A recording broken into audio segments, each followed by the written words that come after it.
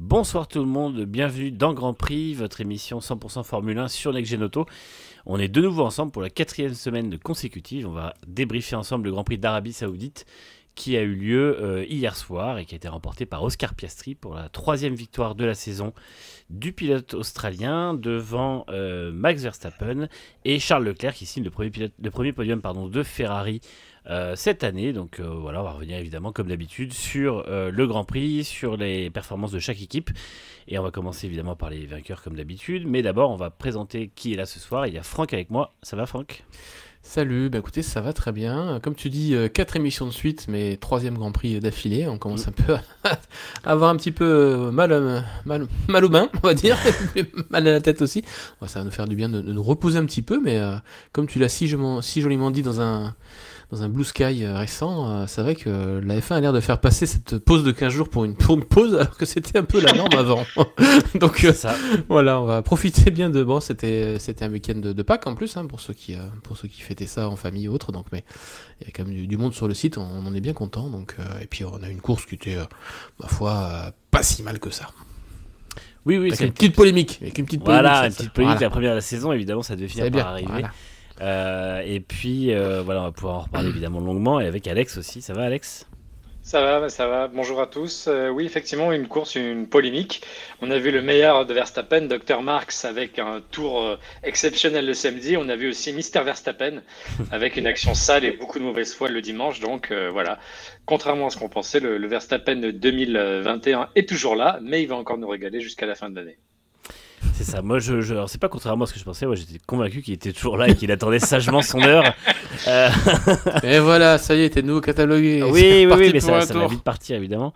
Alors effectivement, oui, non, mais petit coup de gueule du coup sur la F1, je vais le placer maintenant, mais c'est vrai qu'il y a eu cette espèce de... Enfin surtout sur un peu les médias F1 aussi, qui gentiment hier ont dit, enfin notamment 2 interviews de suite de Fred Vasseur, où on lui a dit bon bah profitez bien de la pause et de votre repos, tout ça, et il a dit mais enfin il a rigolé en disant mais non, c'est pas du tout des pauses ou du repos quoi, parce qu'il y a que 2 semaines en fait, enfin il y a qu'une semaine sans Grand Prix. Ce qui fait qu'en fait les équipes vont revenir le temps de revenir de là où ils sont, ils reviendront au milieu de semaine et puis après il faut partir à Miami, donc littéralement 4 jours plus tard, donc c'est pas du tout une pause contrairement à ce que certains veulent essayer de nous faire dire. Et puis Manu, je t'arrête, mais on a publié un article aussi, c'était le 18 avril dernier, je vais mettre le lien dans le chat, où les pilotes ont déjà fait part de la fatigue et limite du burn-out des mécaniciens. Les pilotes, ils voyagent en business, donc ça va encore, mais c'est surtout les mécanos. On a eu par exemple Albon, qui est en plus dans une petite équipe, Williams, où les mécanos peuvent pas tourner, qui a dit voilà, on est vraiment déjà à la limite, on est tendu, etc. Donc voilà, plus que 20 Grands Prix. Mais on est vraiment déjà dans une situation compliquée, encore plus dans les petites équipes qui ne peuvent pas tourner. Et encore, chez Williams, ça n'a pas eu, contrairement à l'an dernier, beaucoup de réparations encore. Et oui, parce qu'effectivement, on a eu 5 courses en 6 semaines sur 4 fuseaux horaires différents. C'est absolument n'importe quoi. Et c'est vrai que ça permet... Enfin, après, ça va se calmer un peu, évidemment, puisque du coup, on a quand même déjà fait... 5 courses, mais effectivement il va y avoir un peu plus d'horaires européens après Miami, des pauses de 2 semaines et tout ça, enfin des pauses d'1 semaine sans Grand Prix, mais ça reste quand même un rythme soutenu, et on n'oublie pas qu'en fin de saison on repartira pour des enchaînements de 3 Grands Prix à l'autre bout du monde, donc avec des équipes qui auront une saison lourde. Et pour couronner le tout, la saison se termine début décembre et les premiers essais hivernaux seront très probablement fin janvier, puisqu'il y en aura beaucoup cette année. Donc en fait, il n'y aura quasiment pas d'intersaison, ce qui va ne pas aider les mécaniciens, mécaniciennes et puis tous les gens qui bossent dans les équipes. Voilà, ça c'était un petit peu. Il faut oublier qu'à l'usine aussi, normalement, la plupart du temps, ils suivent en même temps la course. Hein. Il n'y a pas que les. Oui. Non, mais eux, ils n'ont pas les déplacements au moins, parce que c'est vrai que ceux qui ont les déplacements il faut bien se rendre compte que quand il y a un Grand Prix, beaucoup s'il est un peu loin, et même s'il n'est pas loin, pour les mécaniciens et mécaniciennes qui mettent en place les garages et tout ça, c'est pas un déplacement de 3 jours, enfin c'est pas un week-end de 3 jours, c'est un week-end de 6 jours en fait, c'est une semaine quasiment. Oui. Et ces gens-là n'ont pas vraiment de vie de famille, n'ont pas vraiment de temps pour se reposer non plus, et sont toujours en plus en décalage horaire quand c'est des périodes comme ça. David J. Comme dirait Frank Todd, s'ils ne sont pas contents, ils n'ont qu'à démissionner. C'est ça, j'allais dire que David J. dans le chat disait vu le rythme, ça donne pas envie de travailler dans ce monde. Et effectivement, c'est un peu la remarque que font certains, c'est que si on n'a pas envie de travailler dans ce monde, on n'y travaille pas et puis c'est tout. Mais voilà, donc on va pouvoir. Et avec des salaires qui ne sont pas terribles, parce que les budgets plafonnés. Évidemment. Non, mais c'est vrai que c'est pas forcément viable à long terme, puisque voilà, le problème c'est qu'on a des saisons de 24 courses, et qu'aujourd'hui on nous fait passer une pause. Enfin, avant c'était un Grand Prix toutes les 2 semaines quasiment, quand il y en avait 16 par an, et maintenant quand il y a une pause d'une semaine au milieu, on nous dit oh là là, c'est bizarre, on a le temps de se reposer, mais non, c'est pas le cas. On va donc pouvoir commencer le débriefing de cette 5e course de la saison avec McLaren, puisque Oscar Piastri s'est imposé de nouveau pour avoir signé la pole position, de nouveau comme à Bahreïn. Voilà, bah évidemment, alors c'est vrai que moi j'ai mis dans le titre de l'émission sur les réseaux que Oscar Piastri avait été le patron à Jeddah. C'est vrai que là on commence à voir un Oscar Piastri qui est particulièrement solide, qui a effacé pas la pole, oui pardon, la première ligne, excusez-moi, puisqu'il a été battu pour la pole par Max Verstappen. Oui, c'est bon, j'ai corrigé. Mais effectivement, donc il était quand même en première ligne. Et puis, voilà, il a réussi à gagner pour la 3e fois de la saison. Et c'est vrai qu'on voit un Piastri qui ne fait plus d'erreurs, qui est très rapide, contrairement à Norris, qui a fait une erreur en Q3 et a dû partir 10e et terminer 4e. Alors on voit déjà certaines conclusions tirées comme quoi Norris n'aura pas voix au chapitre pour le titre mondial. On voit des gens qui disent que Piastri a pris l'avantage définitivement mentalement et sportivement. Est-ce que vous, on va commencer par Franck, est-ce que toi tu penses que c'est le cas, ou est-ce que tu penses qu'il faut surtout pas enterrer Lando Norris? Alors, j'avais déjà fait la remarque lors de la semaine dernière sur Piastri, sur le fait qu'effectivement il commençait à prendre une taille patron chez McLaren, et ça semble se confirmer. Après, effectivement, de là à dire qu'il faut enterrer Norris, évidemment non. C'est vrai que Lando est du style à faire son autocritique en public, et ça a été d'ailleurs un des sujets d'ailleurs de la conférence de jeudi aussi, même avant même qu'il fasse sa boulette en qualif, en Q3. Et voilà, et McLaren, enfin son patron, a dit que c'était même quelque chose qui était apprécié, en fait, de sa part, puisque au moins il exprime les choses, il est exigeant envers lui-même comme envers l'équipe, et il vaut mieux effectivement dire les choses, ce qui va pas, que de les garder pour soi, et tout ça. Et après, ce qu'ils ont dit, c'est qu'il y a des pilotes qui le disent en public, effectivement, c'est le cas de Norris, mais beaucoup de pilotes le font aussi, mais en privé. Et c'est pas quelque chose d'inhabituel de faire son autocritique, en tout cas pour des pilotes de F1. Surtout à ce niveau-là, c'est même encouragé, puisque pour avancer, il faut vraiment aller puiser au plus profond de son mental. Et quand vous avez quelque chose qui coince un petit peu, c'est très vite fini, parce que le mental en F1, c'est quelque chose de particulièrement important pour la performance. Donc après, à chacun, effectivement, sa méthodologie, son processus, sa façon de fonctionner. Pour certains, ça se passe en coulisses, pour d'autres, ça doit se passer en public. Certaines personnes arrivent à tenir des secrets et à ne jamais les partager, d'autres ont du mal à tenir leur langue. C'est comme tous les humains, tout le monde a sa manière de fonctionner et d'avancer dans la vie. Pour Norris, c'est effectivement s'exprimer. Après, effectivement, il a pris des risques qui n'étaient pas forcément nécessaires au moment où il les a pris, puisque on est quand même tous à peu près d'accord pour dire que il faut au plus tôt, en général, enregistrer un premier temps en Q3 avant d'aller chercher vraiment l'ultime limite. Et là, il a fait une erreur bête, alors que des tours très rapides chez McLaren, ils en ont fait beaucoup durant tout le week-end. Ce qui d'ailleurs on digressera peut-être un petit peu là-dessus tout à l'heure sur le fait que McLaren en fait a vraiment une autre stratégie de travail sur les essais libres et les qualifications que les autres équipes, c'est-à-dire qu'ils vont très vite, très rapidement. Ce qui peut donner l'impression qu'ils vont dominer et qu'au final c'est pas aussi dominant que ça. Mais je pense qu'on en parlera un petit peu après. Voilà. Donc pour la répondre à ta question, non, Norris il est pas finito. C'était un mot qu'on avait utilisé la semaine dernière, mais par contre Piastri effectivement il est vraiment taille patron et ça sera très très dur à battre quand même, je pense, pour Norris. Il va falloir être bien au niveau. Et toi Alex, est-ce que tu penses que Norris a raison de montrer qu'il a des points faibles tout en les assumant et en disant je vais les surmonter, ou est-ce que tu penses que de parler de ses faiblesses dès le jeudi en conférence de presse, ça n'aide pas à se mettre dans un état d'esprit et ça peut provoquer à la limite le genre de problèmes qu'on a vu et de sortes d'erreurs qu'on a vu samedi?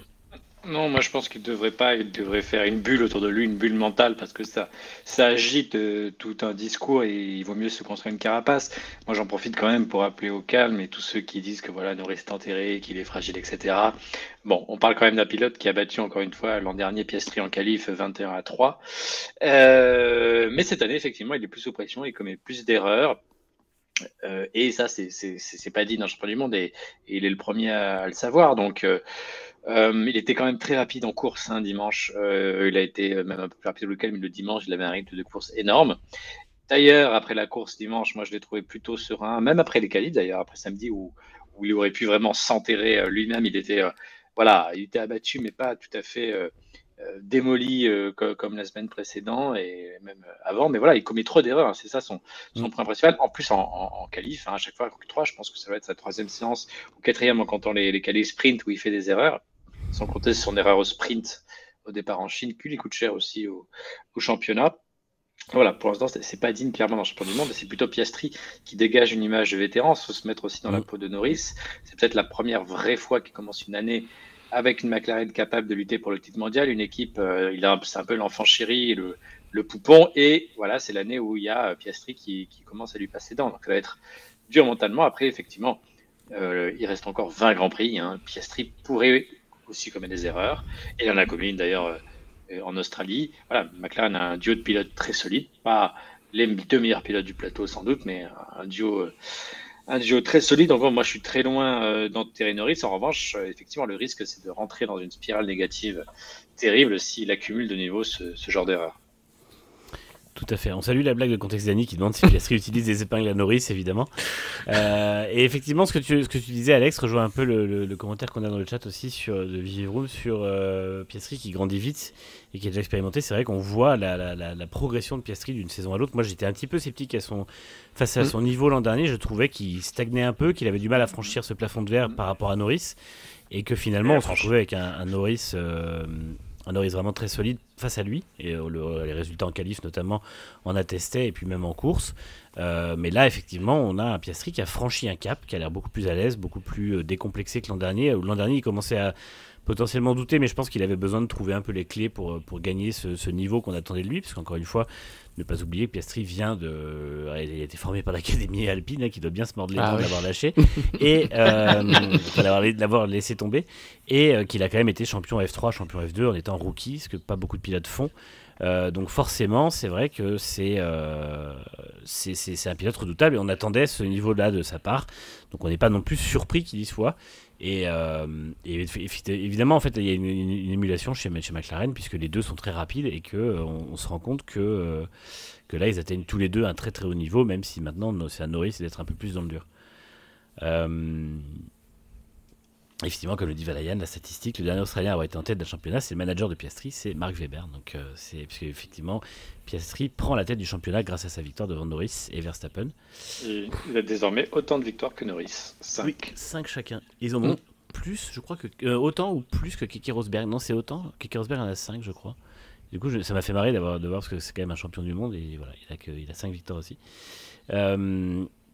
Mais effectivement, et oui, comme le dit David J, le choix de Piastri et la mauvaise gestion d'Alpine peut l'emmener au titre 3 ans après. C'est vrai qu'il ne faut pas oublier qu'il était promis à un baquet chez Alpine, mais qu'Alpine n'a pas voulu le prolonger, enfin le signer en tout cas dans son équipe, et qu'il est parti chez McLaren, totalement libre de tout contrat. On rappelle que contrairement au narratif qu'a essayé de mettre en place Alpine, c'est pas du tout un coup d'épée dans le dos, c'est vraiment c'est un coup de poignard dans le dos, c'est vraiment il a profité de ne pas avoir de contrat. Oui, Vroom, Keke Rosberg avec 5 victoires, parce qu'il a été champion du monde avec une seule victoire en 82, donc il n'a pas beaucoup de succès dans sa carrière. C'était les saisons où il y avait 2 Grands Prix aussi. Pas 24. Il y en avait 16 déjà à l'époque, mais 11 vainqueurs différents en 82, donc forcément peu de victoires pour les pilotes. Ça fait rêver d'ailleurs. C'est vrai. Et voilà, donc il a bien moins de victoires que son fils Nico. Voilà pour les pilotes McLaren. Je pense qu'on a fait à peu près le tour. On peut dire que la McLaren avait moins d'avantages que prévu, hein, notamment même après les EL3, on les attendait avec une demi-seconde d'avance sur tout le monde, et au final, c'est même à se demander si, pour faire la transition, si c'était pas Verstappen le plus rapide en course. C'était un peu le sujet que j'allais aborder en transition des deux, parce que moi ça m'a un petit peu énervé tout le week-end. J'en ai pas mal parlé sur les réseaux, et puis ça m'a un petit peu saoulé. C'est qu'effectivement, on continue de nous servir le narratif d'une Red Bull qui est nulle part, qui est pas facile et tout ça, et que Verstappen, par miracle, arrive à mettre en première ligne en pole position, etc. etc. Il ne faut pas croire ce narratif-là, c'est faux. C'est-à-dire que oui, la Red Bull était nulle part à Bahreïn, oui, elle est beaucoup plus irrégulière que la McLaren, et oui, Verstappen est sûrement un peu meilleur que Norris et Piastri.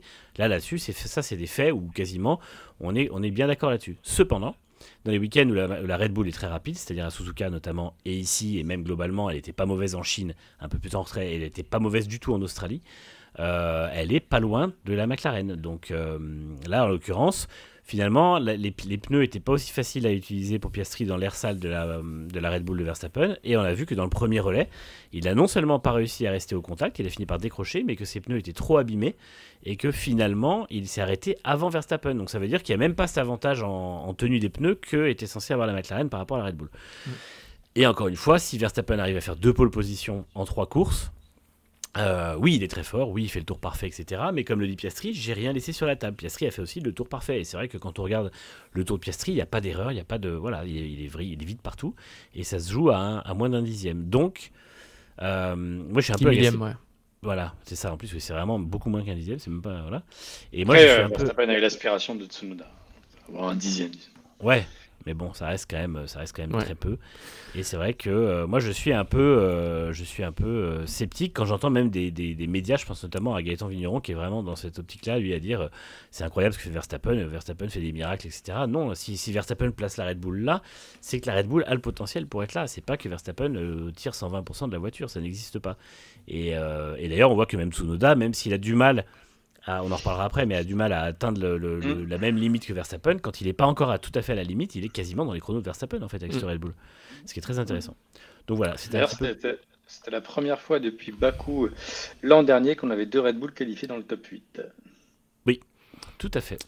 Et ouais, j'abonde un petit peu dans ton sens. Après, c'est vrai que c'est quand même dépendant des circuits, hein, clairement. La mauvaise nouvelle, entre guillemets, pour McLaren, c'est que les pneus Pirelli se dégradaient quand même moins que prévu, même par Pirelli, parce que Pirelli s'attendait plutôt à avoir 2 arrêts que 1, parce qu'ils ont quand même été encore un cran plus tendres que l'an dernier, et malgré cela, c'est que c'est quand même passé assez facilement en un arrêt pour tout le monde, à part pour ceux qui ont effectivement tenté de faire un arrêt en profitant du stop par la safety car. Et donc du coup, en faisant quasiment les 48 ou 47 ou 49 tours qui restent avec un seul train de pneus, là, évidemment, ça passait pas. Mais sinon, c'était facile one stop. Et du coup, voilà, cet avantage qu'a pour l'instant McLaren quand même, et peut-être un peu Ferrari sur Red Bull, qui est la dégradation des pneus, pour le coup, n'existait pas vraiment. Donc avec une Red Bull qui était certainement mieux réglée, et certainement aussi plus aidé, on va dire, par la nature du tracé, hein, clairement. Tracé très rapide, un peu similaire d'ailleurs dans les enchaînements, hein, un peu à ce qu'on retrouve à Suzuka. N'a pas les limitations actuelles de la voiture, c'est-à-dire les placements d'entrée de virage et tout. Donc bon, de là à dire que la Red Bull est aussi complète que la McLaren, non, clairement pas. De là à dire que la Red Bull est très mauvaise, non plus. Elle est, voilà, au niveau de la McLaren, certains circuits, un petit peu en retrait sur d'autres. Le facteur Verstappen peut effectivement compenser, certainement même, puisque Tsunoda n'est quand même pas encore dans ses chronos, il est quand même encore plutôt à 3-4 dixièmes, on va dire, en moyenne. Pour l'instant, on n'a pas trop vu, il faudrait qu'on voit sur des circuits un peu plus... voilà, maintenant il connaît mieux la Red Bull, des circuits un peu plus, traditionnels. Miami sera pas vraiment traditionnel non plus, mais on va dire peut-être à Imola, on verra peut-être un peu plus la vraie perf de Tsunoda par rapport à Verstappen. Mais voilà, et on a aussi, moi je touchais un petit peu ce mot-là pour rester un petit peu sur cette transition entre McLaren et Red Bull, sur le fait que voilà, McLaren a expliqué que voilà, eux, leur méthodologie cette année, c'est d'attaquer très fort les week-ends, donc en libre, vous les voyez nettement devant, vous dites waouh. Clairement ça va encore être dur. En fait non, c'est vraiment leur méthode, c'est qu'ils commencent avec des moteurs assez élevés, ils commencent à aller choper des chronos rapidement, parce que ils ont aussi compris que la victoire se jouait essentiellement sur les tours rapides cette année, c'est-à-dire les qualifications. Donc il est hors de question pour eux de louper cette phase-là, sachant que la McLaren est quand même plutôt bonne derrière sur la dégradation des pneus. Ils sont quand même plutôt rapidement sur des très hauts rythmes, ce qui peut donner l'impression que effectivement ça va être embêtant. Mais voilà, Norris dit quand même non, c'est juste une fausse impression que vous avez. C'est pas, j'entends, c'est comme dit, c'est connerie de dire que la Red Bull, la Ferrari, la Mercedes sont loin derrière et qu'on domine. C'est pas du tout le cas. C'est juste qu'ils abordent leur week-end vraiment différemment cette année. Donc c'est intéressant. Du coup, je me demande toujours à quel point les autres vont pouvoir se rapprocher ou voire même faire mieux. On l'a vu avec Verstappen. Ouais. Et ça, c'est intéressant. Donc voilà. Parce que les équipes en fait fonctionnent le week-end enfin les équipes globalement ont plus ou moins essayent plus ou moins d'estimer un temps de la pole dès le début du week-end. Comme ça permet d'avoir un objectif chiffré en termes de réglage, en termes de performance. Et McLaren va directement le plus près possible de ça. Et on le voit qu'ils sont très rapides en essai libre, effectivement, comme tu le disais. À Bahreïn et à Jeddah, ça a été encore plus amplifié par le fait que le grip était très mauvais et que il faisait très chaud sur la piste, plus de 50 degrés en EL3, là où la McLaren était très à l'aise. Donc du coup, On a vu des écarts de 8 dixièmes, tout le monde disait là c'est fou, et puis en fait tout le monde était surpris, mais en fait en qualif c'était exactement le même scénario qu'à Bahreïn, c'est-à-dire que l'avance de McLaren avait littéralement fondu, parce qu'eux plafonnent dès le vendredi en termes de performance, et là ils avaient l'avantage en plus de la piste le samedi matin, mais le samedi après-midi, au moment d'être sur les tours rapides, il n'y a plus cet avantage. Milton Lomax dit la McLaren est plus facile à régler. Je ne suis pas sûr, parce que McLaren se plaint d'une voiture qui elle aussi est piquée comme la Red Bull. Ouais. C'est-à-dire qu'effectivement, quand ils arrivent au bout de l'exploitation de la voiture, elle est compliquée à mettre en place et à mettre dans la fenêtre de fonctionnement des pneus. Ce qui joue des tours à Norris plutôt qu'à Piastri. Voilà, ce qui était l'inverse l'an dernier. Et pour te répondre, que Tsunoda il y a 1 seconde en Q3, oui, mais Tsunoda a eu le même problème. Il a dit, quand il est arrivé en Q3, là où il avait encore plus de performance à extraire pour essayer d'aller encore plus vite, il s'est retrouvé justement face au gros problème de la Red Bull, qui est que quand il arrive à cette limite, elle est très compliquée à prévoir, et il n'a pas réussi à la prévoir. Il a eu des fautes qu'il n'avait pas faites dans les tours d'avant, d'où la seconde qui le sépare de Verstappen, mais qui n'est pas ce qu'il valait sur un tour rapide avant. En réalité, dire ce que vaut intrinsèquement la Red Bull, en fait, c'est une question qui n'a pas vraiment de sens. C'est tellement dépendant des facteurs, des caractéristiques de chaque circuit, de telle température, et surtout, c'est la voiture qui est vraiment construite pour un pilote avec un train avant qui est hyper agressif. Et c'est pour ça que ça, par effet de contraste, ça revalorise les performances de Verstappen, tellement on a vu un Lawson, par exemple, ou un Perez l'an dernier, perdu, avec un grand P. Donc, dire que vaut cette Red Bull, ça veut pas dire grand-chose. Elle est conçue par Verstappen. Voilà, c'est que vaut cette Red Bull dans la main de Verstappen, et on s'aperçoit qu'elle est quand même bien meilleure qu'on pouvait le craindre, même après chez Red Bull, après les essais hivernaux. Donc voilà, et évidemment, hein, ça enlève rien au mérite de Verstappen, qui est le meilleur pilote depuis le début de la saison pour moi, très clairement. Oui. Ça, je suis d'accord aussi, il n'y a pas de souci là-dessus. Et Vivroom dit, Piastri disait quand même qu'ils étaient meilleurs, il n'a pas trop intérêt de le dire finalement, mais en fait, il y a aussi Stella qui a dit que la Red Bull était au niveau de la McLaren. Donc, et je pense que c'est le cas. Piastri sont un peu meilleurs parce qu'ils sont plus à l'aise globalement depuis le début de saison. Et effectivement, la voiture est peut-être un peu plus exploitable, mais malgré tout, on a vu à la Jeddah qu'elle a énormément de limites aussi. Et finalement, je pense que le seul énorme avantage de la McLaren sur la Red Bull, c'est sa polyvalence. C'est-à-dire qu'elle sera beaucoup plus à l'aise sur tous les circuits. On l'a vu avec 5 circuits, la McLaren joue toujours la pole et toujours la victoire, ou presque. C'est pas le cas pour la Red Bull. Donc ça, je pense que c'est la dégradation des pneus arrière quand même sur la McLaren qui est quand même vachement bonne.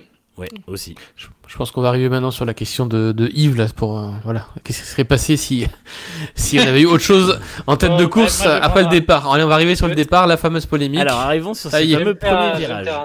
Alors déjà, posons les faits, c'est-à-dire que Max Verstappen a fait ce qu'on appelle communément dans le métier une Verstappen, c'est-à-dire qu'il a été battu au départ, ce qui peut arriver des fois, et là on lui a pas laissé l'intérieur comme d'habitude, où normalement il plonge à l'intérieur, puis il se met devant au point de corde et il bloque son rival. Là il s'est retrouvé à l'extérieur, donc ce qu'il a fait, c'est que vu qu'il était battu au point de corde, il a relâché les freins, est repassé devant à la hauteur du point de corde, n'a pas pris le virage puisque il était trop rapide, donc il savait très bien qu'il n'allait pas prendre le virage, et ensuite s'est plaint à la radio qu'il était devant au point de corde et que Piastri aurait dû lui laisser de la place.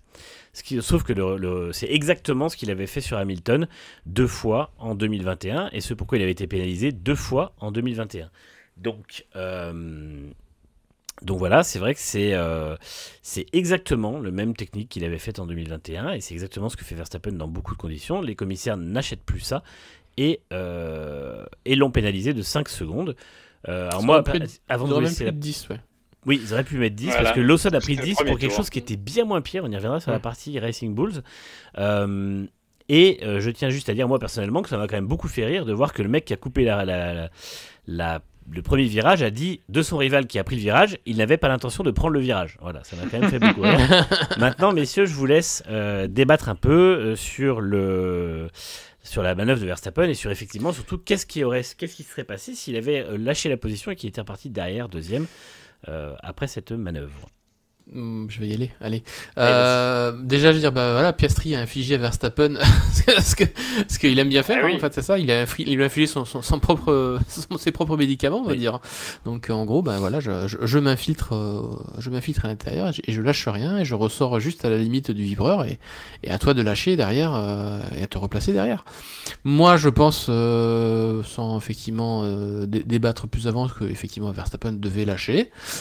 Voilà, il y a que la mauvaise mauvaise foi de Verstappen et de son patron Christian Horner, voire même du docteur Helmut Marko pour prouver et penser le contraire. Marko n'est pas surpris. D'ailleurs, même Horner qui est allé voir les commissaires avec une photo imprimée de la caméra embarquée en espérant avoir des explications, mais je crois qu'il s'est vite fait remettre dans ses cordes en disant c'est un slam dunk, comme on dit, c'est en gros, voilà, il n'y a même pas photo.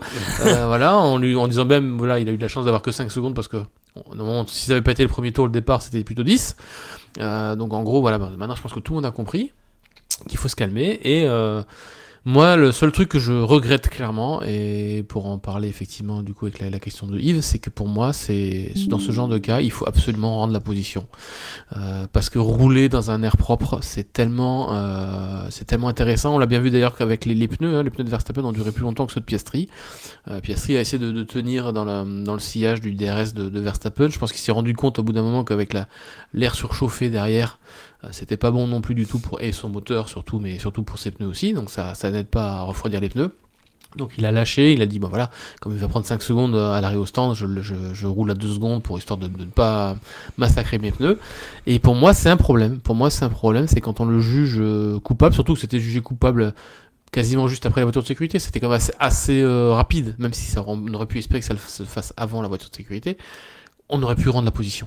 Voilà, on aurait dû rendre la position même et faire vraiment une vraie course telle que l'ordre de départ au premier virage aurait dû se faire. Et on aurait vraiment eu quelque chose de plus sympathique. Et après, si Verstappen n'est pas bête, il sait très bien qu'il va avoir 5 secondes, il sait très bien que ça va pas se passer. Il redonne de lui-même la position. Parce que derrière, il sait très bien que avec ces 5 secondes de pénalité, il sera forcément passé lors du pit stop. Il peut même pas profiter d'un undercut. Il peut rien faire. Il sait clairement que Piastri réagira derrière. Bon, voilà. Donc pour moi, c'est une grosse faute et stratégique de la part de Verstappen et de Red Bull aussi, de pas avoir rendu d'eux-mêmes la position. Après, clairement. Avant de te laisser la parole, moi je pense. Ouais. Avant de te laisser la parole, Alex, je voulais juste dire que les commissaires ont réagi assez rapidement quand même, parce qu'il faut pas oublier qu'ils étaient en pleine digestion et qu'à ce moment-là, ils peuvent mettre beaucoup plus longtemps que ça à réagir, donc c'était pas si mal pour eux. Et je voulais répondre à 2 questions dans le chat. La première, c'était Pedrovic qui dit la pénalité aurait pu être de 10 secondes d'après le règlement. Encore une fois, il y a l'atténuation du fait que c'est au premier virage, premier tour, et que c'est souvent, il y a le Let's Race, donc on calme un peu le truc. Et ça d'ailleurs, Christian Horner a brandi le Let's Race en disant normalement on pénalise pas, mais c'est pas comme ça que ça marche. Ce qui d'ailleurs a eu cours en F2. Marco a dit regardez, en F2 ça a eu lieu, il n'y a pas eu de pénalité. C'est pas faux. C'est pas faux, mais c'est pas la même direction de course. Mais effectivement, c'est la même fédération par contre, on est d'accord. C'est ça. Voilà. Et Milton Lomax dit... je peux quand même dire... Ouais, vas-y. Non, je disais, aucun débat sur la pénalité, mais j'ai une question. Si on inverse les positions, est-ce que vous auriez été aussi unanime sur la responsabilité ? Oui, mais parce que... En fait, il aurait peut-être rendu... Et en fait, c'est juste que les autres ne font pas ça. Regarde les batailles entre Norris et Piastri, regarde les batailles entre Norris et Russell, regarde les batailles entre Norris et Leclerc. A rendu une position en Bahreïn. Hein. Voilà, c'est ça. Donc en fait, moi je pense que si Verstappen et Red Bull sont restés dedans, je pense que c'est pour 2 raisons. Une raison qui tient à leur caractère. Tu dis, ils savaient très bien qu'ils allaient avoir des pénalités. Moi, je suis pas d'accord. Moi, je pense qu'ils sont toujours dans le déni et qu'ils sont toujours absolument persuadés qu'ils sont dans leur droit et que c'est le monde entier qui a tort. Premièrement, et ensuite pour une raison stratégique, c'est que on est effectivement, et c'est même Leclerc qui a vraiment insisté dessus en conférence de presse, en fin de règlement, donc les perturbations aéro, ce qu'on appelle l'air sale, ça compte vraiment, ça compte beaucoup plus que l'an dernier, et donc il y avait une logique à rester devant, même à écoper de 5 secondes pour moins user les pneus en particulier. Donc de ce point de vue-là, c'était plutôt logique, même sportivement, de rester dedans, et c'était peut-être alors à l'effet de dire, alors soit tu rends la place, soit c'est vraiment 10 secondes de pénalité pour aller plus loin. Donc il faudrait peut-être aussi réévaluer les pénalités aussi dans cette perspective où l'air sale, ou rouler devant à l'air libre, ça a vraiment beaucoup plus de valeur, beaucoup plus d'importance, parce que voilà, ça permet vraiment de préserver les gommes. Donc en fait, disons que tactiquement, Red Bull n'a pas fait forcément un mauvais choix pour moi. Ouais, c'est vrai. Après, la FIA, elle pourrait aussi résoudre ce problème très facilement. Alors soit vous mettez un mur, phase du premier virage, donc du coup Verstappen il y va pas, clairement. Soit quand vous savez que ce genre de chicane ça se coupe facilement, vous imposez, comme d'habitude, comme ça peut se faire, un chemin obligatoire à faire. Et si vous avez un chemin obligatoire à faire qui vous fait perdre plus de temps en coupant qu'en suivant le virage, Verstappen il fait pas ce qu'il fait. Il relâche, il se place derrière Piastri et il suit. S'il doit passer par un chemin obligatoire, voilà, il suffit juste de 2 cônes en polystyrène. Et ben voilà, le problème est réglé. Je veux dire, et je ne comprends toujours pas pourquoi. On en a déjà parlé, je sais plus pour quel cas. Je ne comprends toujours pas pourquoi ce genre de choses n'est pas imposé. C'était il n'y a pas très longtemps. Non, Hein, il n'y a pas longtemps, je sais plus pourquoi c'était. J'en avais déjà parlé et j'ai dit mais pourquoi on n'impose pas ça tout simplement. Voilà, au moins l'affaire est réglée. Verstappen, il sait très bien qu'il est obligé de passer par ce chemin-là. Eh ben, il perd trop de temps, il est obligé de freiner, enfin il est obligé de relâcher quoi. Et qu'est-ce qui se passe s'il passe pas par le chemin? Il prend 5 secondes, 10 secondes même, voilà, pour le coup. Je crois que ça peut être 10 secondes, il me semble. Voilà. Et il y avait une question, il y avait deux commentaires dans le chat qui me semblaient dire la même chose. C'était Contexte Dani qui a dit: je ne suis pas pro Max, mais pourquoi le second a l'avantage du premier virage? Et Hachoum disait: ça dépend de la place de la pole par rapport au premier virage. C'est juste que là, Piastri était à la corde et avait donc le prio au premier virage. Mais c'est toujours pareil, la deuxième place est toujours à l'intérieur et elle est toujours 14 mètres ou 16 mètres derrière la place numéro 1. Donc en fait, il n'y a pas de différence ici qu'ailleurs. C'est exactement la même chose tout le temps. Et les pilotes. C'est 8 mètres. Non, c'est plus. C'est 8 mètres, il me semble. Non, je crois que c'est plus. J'avais fait dans Vas-y, je te laisse parler, je vais vérifier pendant ce temps. Ouais, vas-y. Et tout ça pour dire que effectivement, c'est le but, c'est que le leader est à l'avantage. Il a l'avantage de la trajectoire, mais si le deuxième prend un meilleur départ, il a l'avantage de pouvoir plonger à l'intérieur. C'est ce qui fait que c'est un peu plus disputé. Sinon, c'est 8 mètres. Ok, ça me paraît bizarre. Et je pensais que c'est vrai. On va parler de ta main là.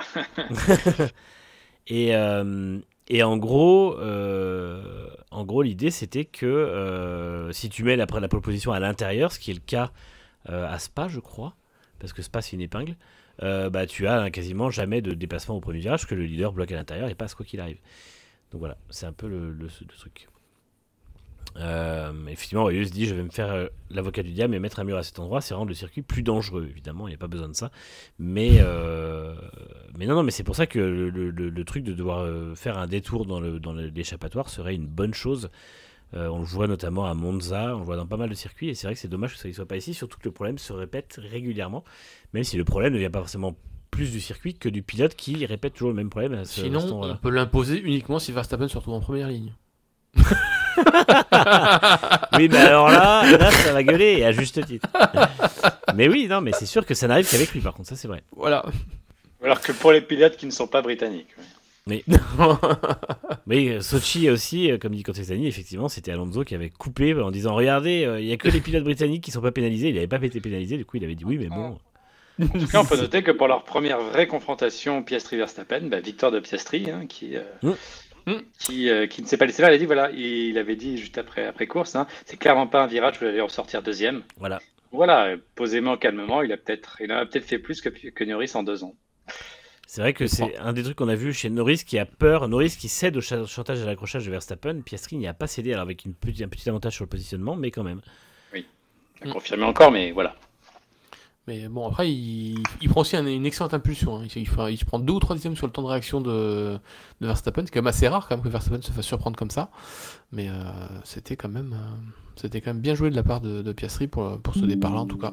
Chapeau à lui, et c'est ce qui lui avait lu la victoire finalement. Ouais, c'est ça. C'est la première fois cette année que le vainqueur n'est pas le poleman. Oui, c'est vrai, tout à fait. Et donc, effectivement, après, au-delà de ça, très très bonne qualité de Verstappen, très bonne course aussi, il avait super bien géré sa course. Et puis, pas mauvais week-end de Tsunoda, je trouve qu'il fait vraiment du boulot de plus en plus solide derrière. Bon, il y a eu un accident en EL2, dans le dernier virage, il touche l'intérieur et puis il va taper le mur à l'extérieur. Mais c'est une petite erreur qu'on lui pardonnera compte tenu du circuit. Et malgré tout, ça reste que sa 3e course dans la Red Bull. Et il est globalement dans les chronos rapidement de Verstappen, sauf généralement Q2, Q3 où ça tire un peu parce que c'est là que la voiture est à la limite. Et il retrouve les mêmes problèmes. Mais quand il est encore dans sa zone de confort, on va dire, qui est de plus en plus large, j'ai l'impression, on le retrouve dans les 3-4 dixièmes, ce qui est bien mieux que Lawson évidemment, et même mieux que Perez, quoi. Ouais. Voilà, à part ça, je crois que pour Red Bull, c'est à peu près. Oui, bon, c'est vrai que c'est un petit peu dommage cet accrochage avec Pierre Gasly au départ. Effectivement, ils savaient tous les deux que cet endroit-là, a priori, était quand même assez délicat à passer à 2. Après, après, voilà, incident de course clair, quoi. On espère que ça passe, mais bon, finalement, ça passe pas, ça touche un peu. J'aurais mis quand même un peu plus la faute sur Tsunoda que sur Pierre, pour le coup, mais bon, voilà, c'est... Une fois qu'on est lancé avec peu d'adhérence, comme il dit, avec peu d'adhérence, le plein et tout ça, c'est vrai que c'est pas évident non plus. Et d'ailleurs, il a dit que l'année prochaine, dans ce virage-là, il sera plus prudent. Donc, il l'a dit clairement. Donc, ça veut dire que tous les pilotes qui se retrouveront autour de lui l'attaqueront à fond dans ce virage-là, puisque lui, il sera plus prudent. J'adore, c'est toujours bien de dire qu'on sera plus prudent. Ouais, ça, c'est vraiment le truc l'aveu à ne pas faire en Formule 1. C'est ça. Mais effectivement, bon, c'est vrai qu'après le circuit est quand même compliqué. Là, c'est bon, Tsunoda est pour moi responsable un peu plus, mais c'est vrai que c'est. En tout cas, on a quand même l'impression que Red Bull a enfin trouvé son deuxième pilote pour tenir un petit peu face à Verstappen. Il reste quand même loin en termes absolus, hein. Mais... Oui. Ouais, mais il a beaucoup de marge de progression parce qu'il connaît pas la voiture. Et encore une fois, on peut regretter qu'il l'ait pas directement choisi et qu'il n'ait pas eu le temps de faire des essais hivernaux. Parce qu'avec 3 demi-journées dans la voiture, ça aurait été une toute autre affaire.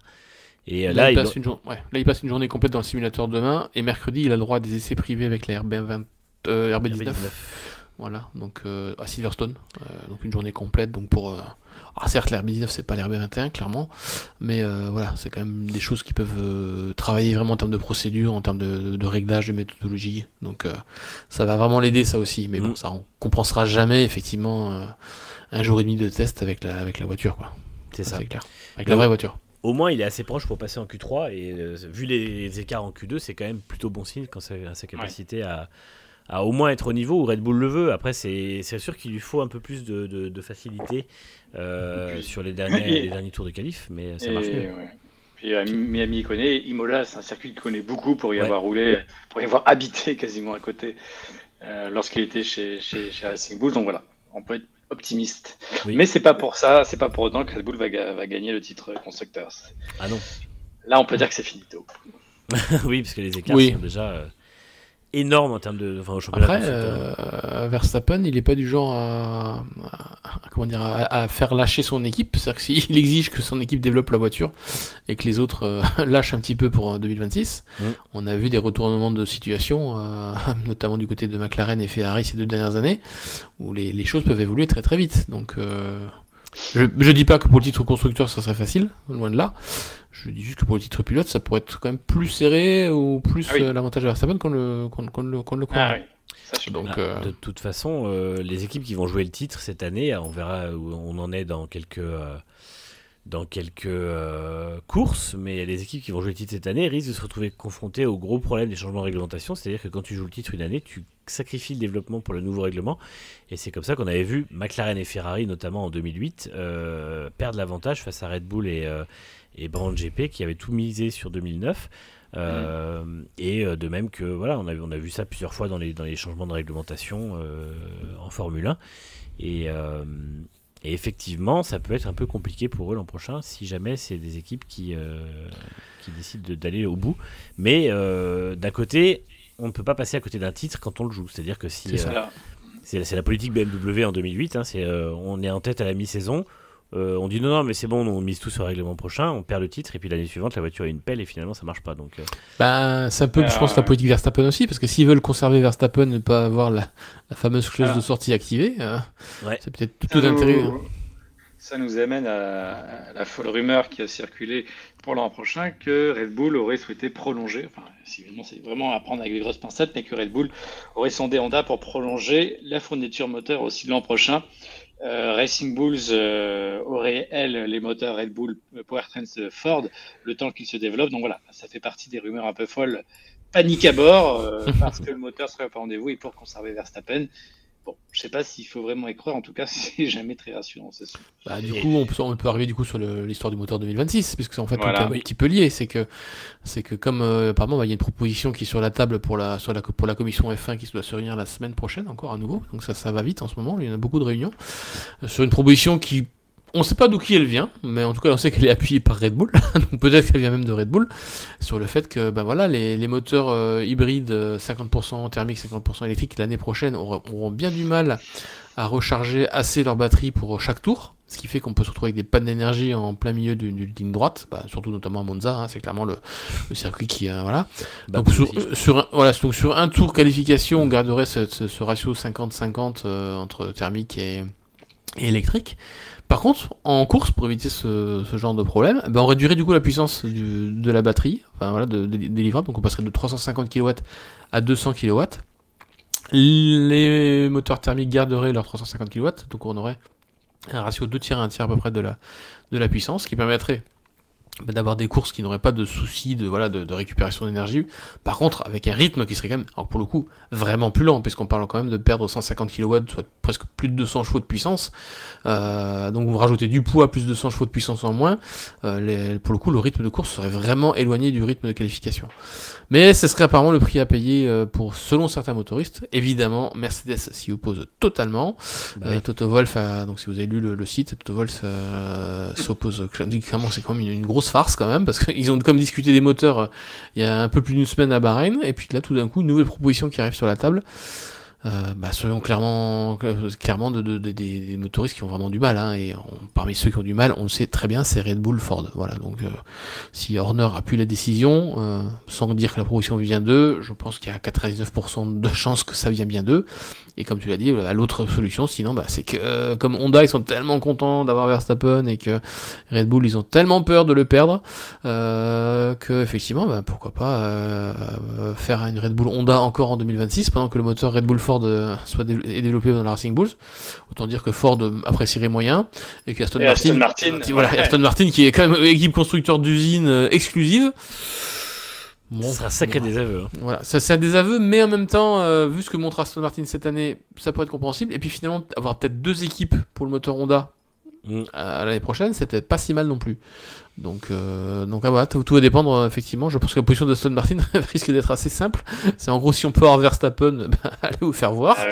Si on peut pas l'avoir, voilà, il faut que Honda effectivement puisse développer son moteur le mieux possible. Donc bon, ça reste une rumeur assez folle, mais ça a quand même été un peu appuyé par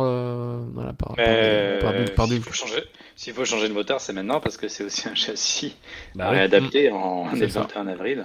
Bon, voilà. Mais je suppose qu'ils ont quand même prévu, comme les réglementations précédentes, c'est-à-dire des points d'ancrage standardisés, histoire de pouvoir passer facilement, assez facilement d'un moteur à un autre. Après, tout le packaging de refroidissement est toujours à revoir complètement. Ce qui est sympa l'an prochain, c'est qu'on va reparler des évolutions de moteur. On n'en parle évidemment plus parce que le moteur était gelé, mais ça va redevenir. Voilà, quand on dit arrive avec des évolutions, il y aura aussi des évolutions moteur. Bon, le tout avec des budgets plafonnés aussi, mais alors j'espère qu'ils vont pas remettre un système affreux de jetons comme par le passé, mais voilà, ça risque d'être intéressant à suivre aussi. Effectivement, moi j'espère que cette histoire de puissance réduite en course va pas être acceptée, déjà parce que ça risque de faire des F1 vraiment lentes. Ce serait dommage. Et au bout d'un moment, s'il y a des motoristes qui ont moins réussi le truc, tant pis, parce qu'il y a déjà eu des aménagements de fait pour la crainte que le déploiement et la récupération d'énergie ne soient pas suffisants. Et qui est qu'il y a quand même de l'aérodynamique mobile sur les voitures de l'an prochain, avec un pack qui justement sera moins... il y aura moins de traînées en ligne droite pour limiter la consommation d'énergie, et il y aura plus en ligne droite pour augmenter l'appui. Donc en fait, il y a tout un tas de choses qui ont déjà été vues au règlement châssis et règlement moteur pour que les deux fonctionnent ensemble. La F1 s'est quand même bien cassé le cul à faire ça avec la FIA. Les équipes étaient d'accord, et là on voit juste que c'est des constructeurs qui ont raté leur truc et qui viennent essayer de mettre des pansements sur un truc qui fonctionne. Alors pour certains, et au bout d'un moment, c'est triste que ça marche pas pour Red Bull ou pour Audi, je sais pas qui a lancé ça, mais il y a des motoristes qui sont en train de réussir leur passage à la réglementation suivante, comme ça a été le cas en 2014. Et au bout d'un moment, il faut juste admettre que c'est comme ça. Ouais. Qu'est-ce qu'on dirait si, par exemple, Sauber a raté son châssis, il dirait mais il faut revoir la règle sur le plancher, etc. Ça marche pas. Voilà, c'est un peu pareil. C'est ça. Et d'ailleurs, quand Mercedes avait émis ça en 2022, encore une fois, disant qu'il y avait des soucis sur le plancher, qu'il fallait revoir les directives techniques pour justement rigidifier le plancher, machin, et essayer qu'il n'y ait pas trop de soucis, mais imposer des hauteurs de caisse et tout, on les a renvoyés chier en disant change your fucking car, et puis c'est ta faute. Donc au bout d'un moment, Bah, c'est le même principe qui s'applique pour les moteurs, c'est que ceux qui ont réussi vont avoir de l'avantage, ceux qui n'ont pas réussi vont avoir des difficultés, mais il n'y a pas de raison de changer le règlement. Et comme le dit Vardon, il dit, dans le chat, il dit c'est un peu tard pour faire de la réglementation pour l'année prochaine. Et moi, je trouve que changer des choses maintenant, c'est complètement ridicule, alors qu'effectivement, c'est un des plus gros changements de réglementation de l'histoire de la Formule 1 en 75 ans. Et il n'y a pas de raison de tout modifier juste parce qu'une équipe ou un motoriste galère en termes de règlement. Donc voilà, mais rien à ajouter, mais bon, ouais. Ça c'est le jeu ma foi de la Formule 1. C'est vrai qu'on s'est tellement habitué à une Formule 1 hyper compétitive avec 10 équipes en une seconde voire moins. Il va falloir réaccepter en fait le fait qu'il y a des équipes qui seront certainement larguées l'année prochaine, quoi. Mais n'oubliez pas que si c'est le cas, nous aurons des courses avec des dépassements, puisque ça changera tout. C'est vrai. Ça, ce sera chouette. Et des casse-moteurs. Et oui. Ah oui, ça aussi, la petite fumée des moteurs, Ouais, la petite fumée manque blanche. C'est vrai. Oh, la fumée blanche, papa, maintenant c'est pas c'est ça. Bientôt, dans 20 jours, on aura une fumée blanche au moins venant d'Italie. Ce sera pas un moteur Ferrari. Ah, qui sait, à Miami peut-être.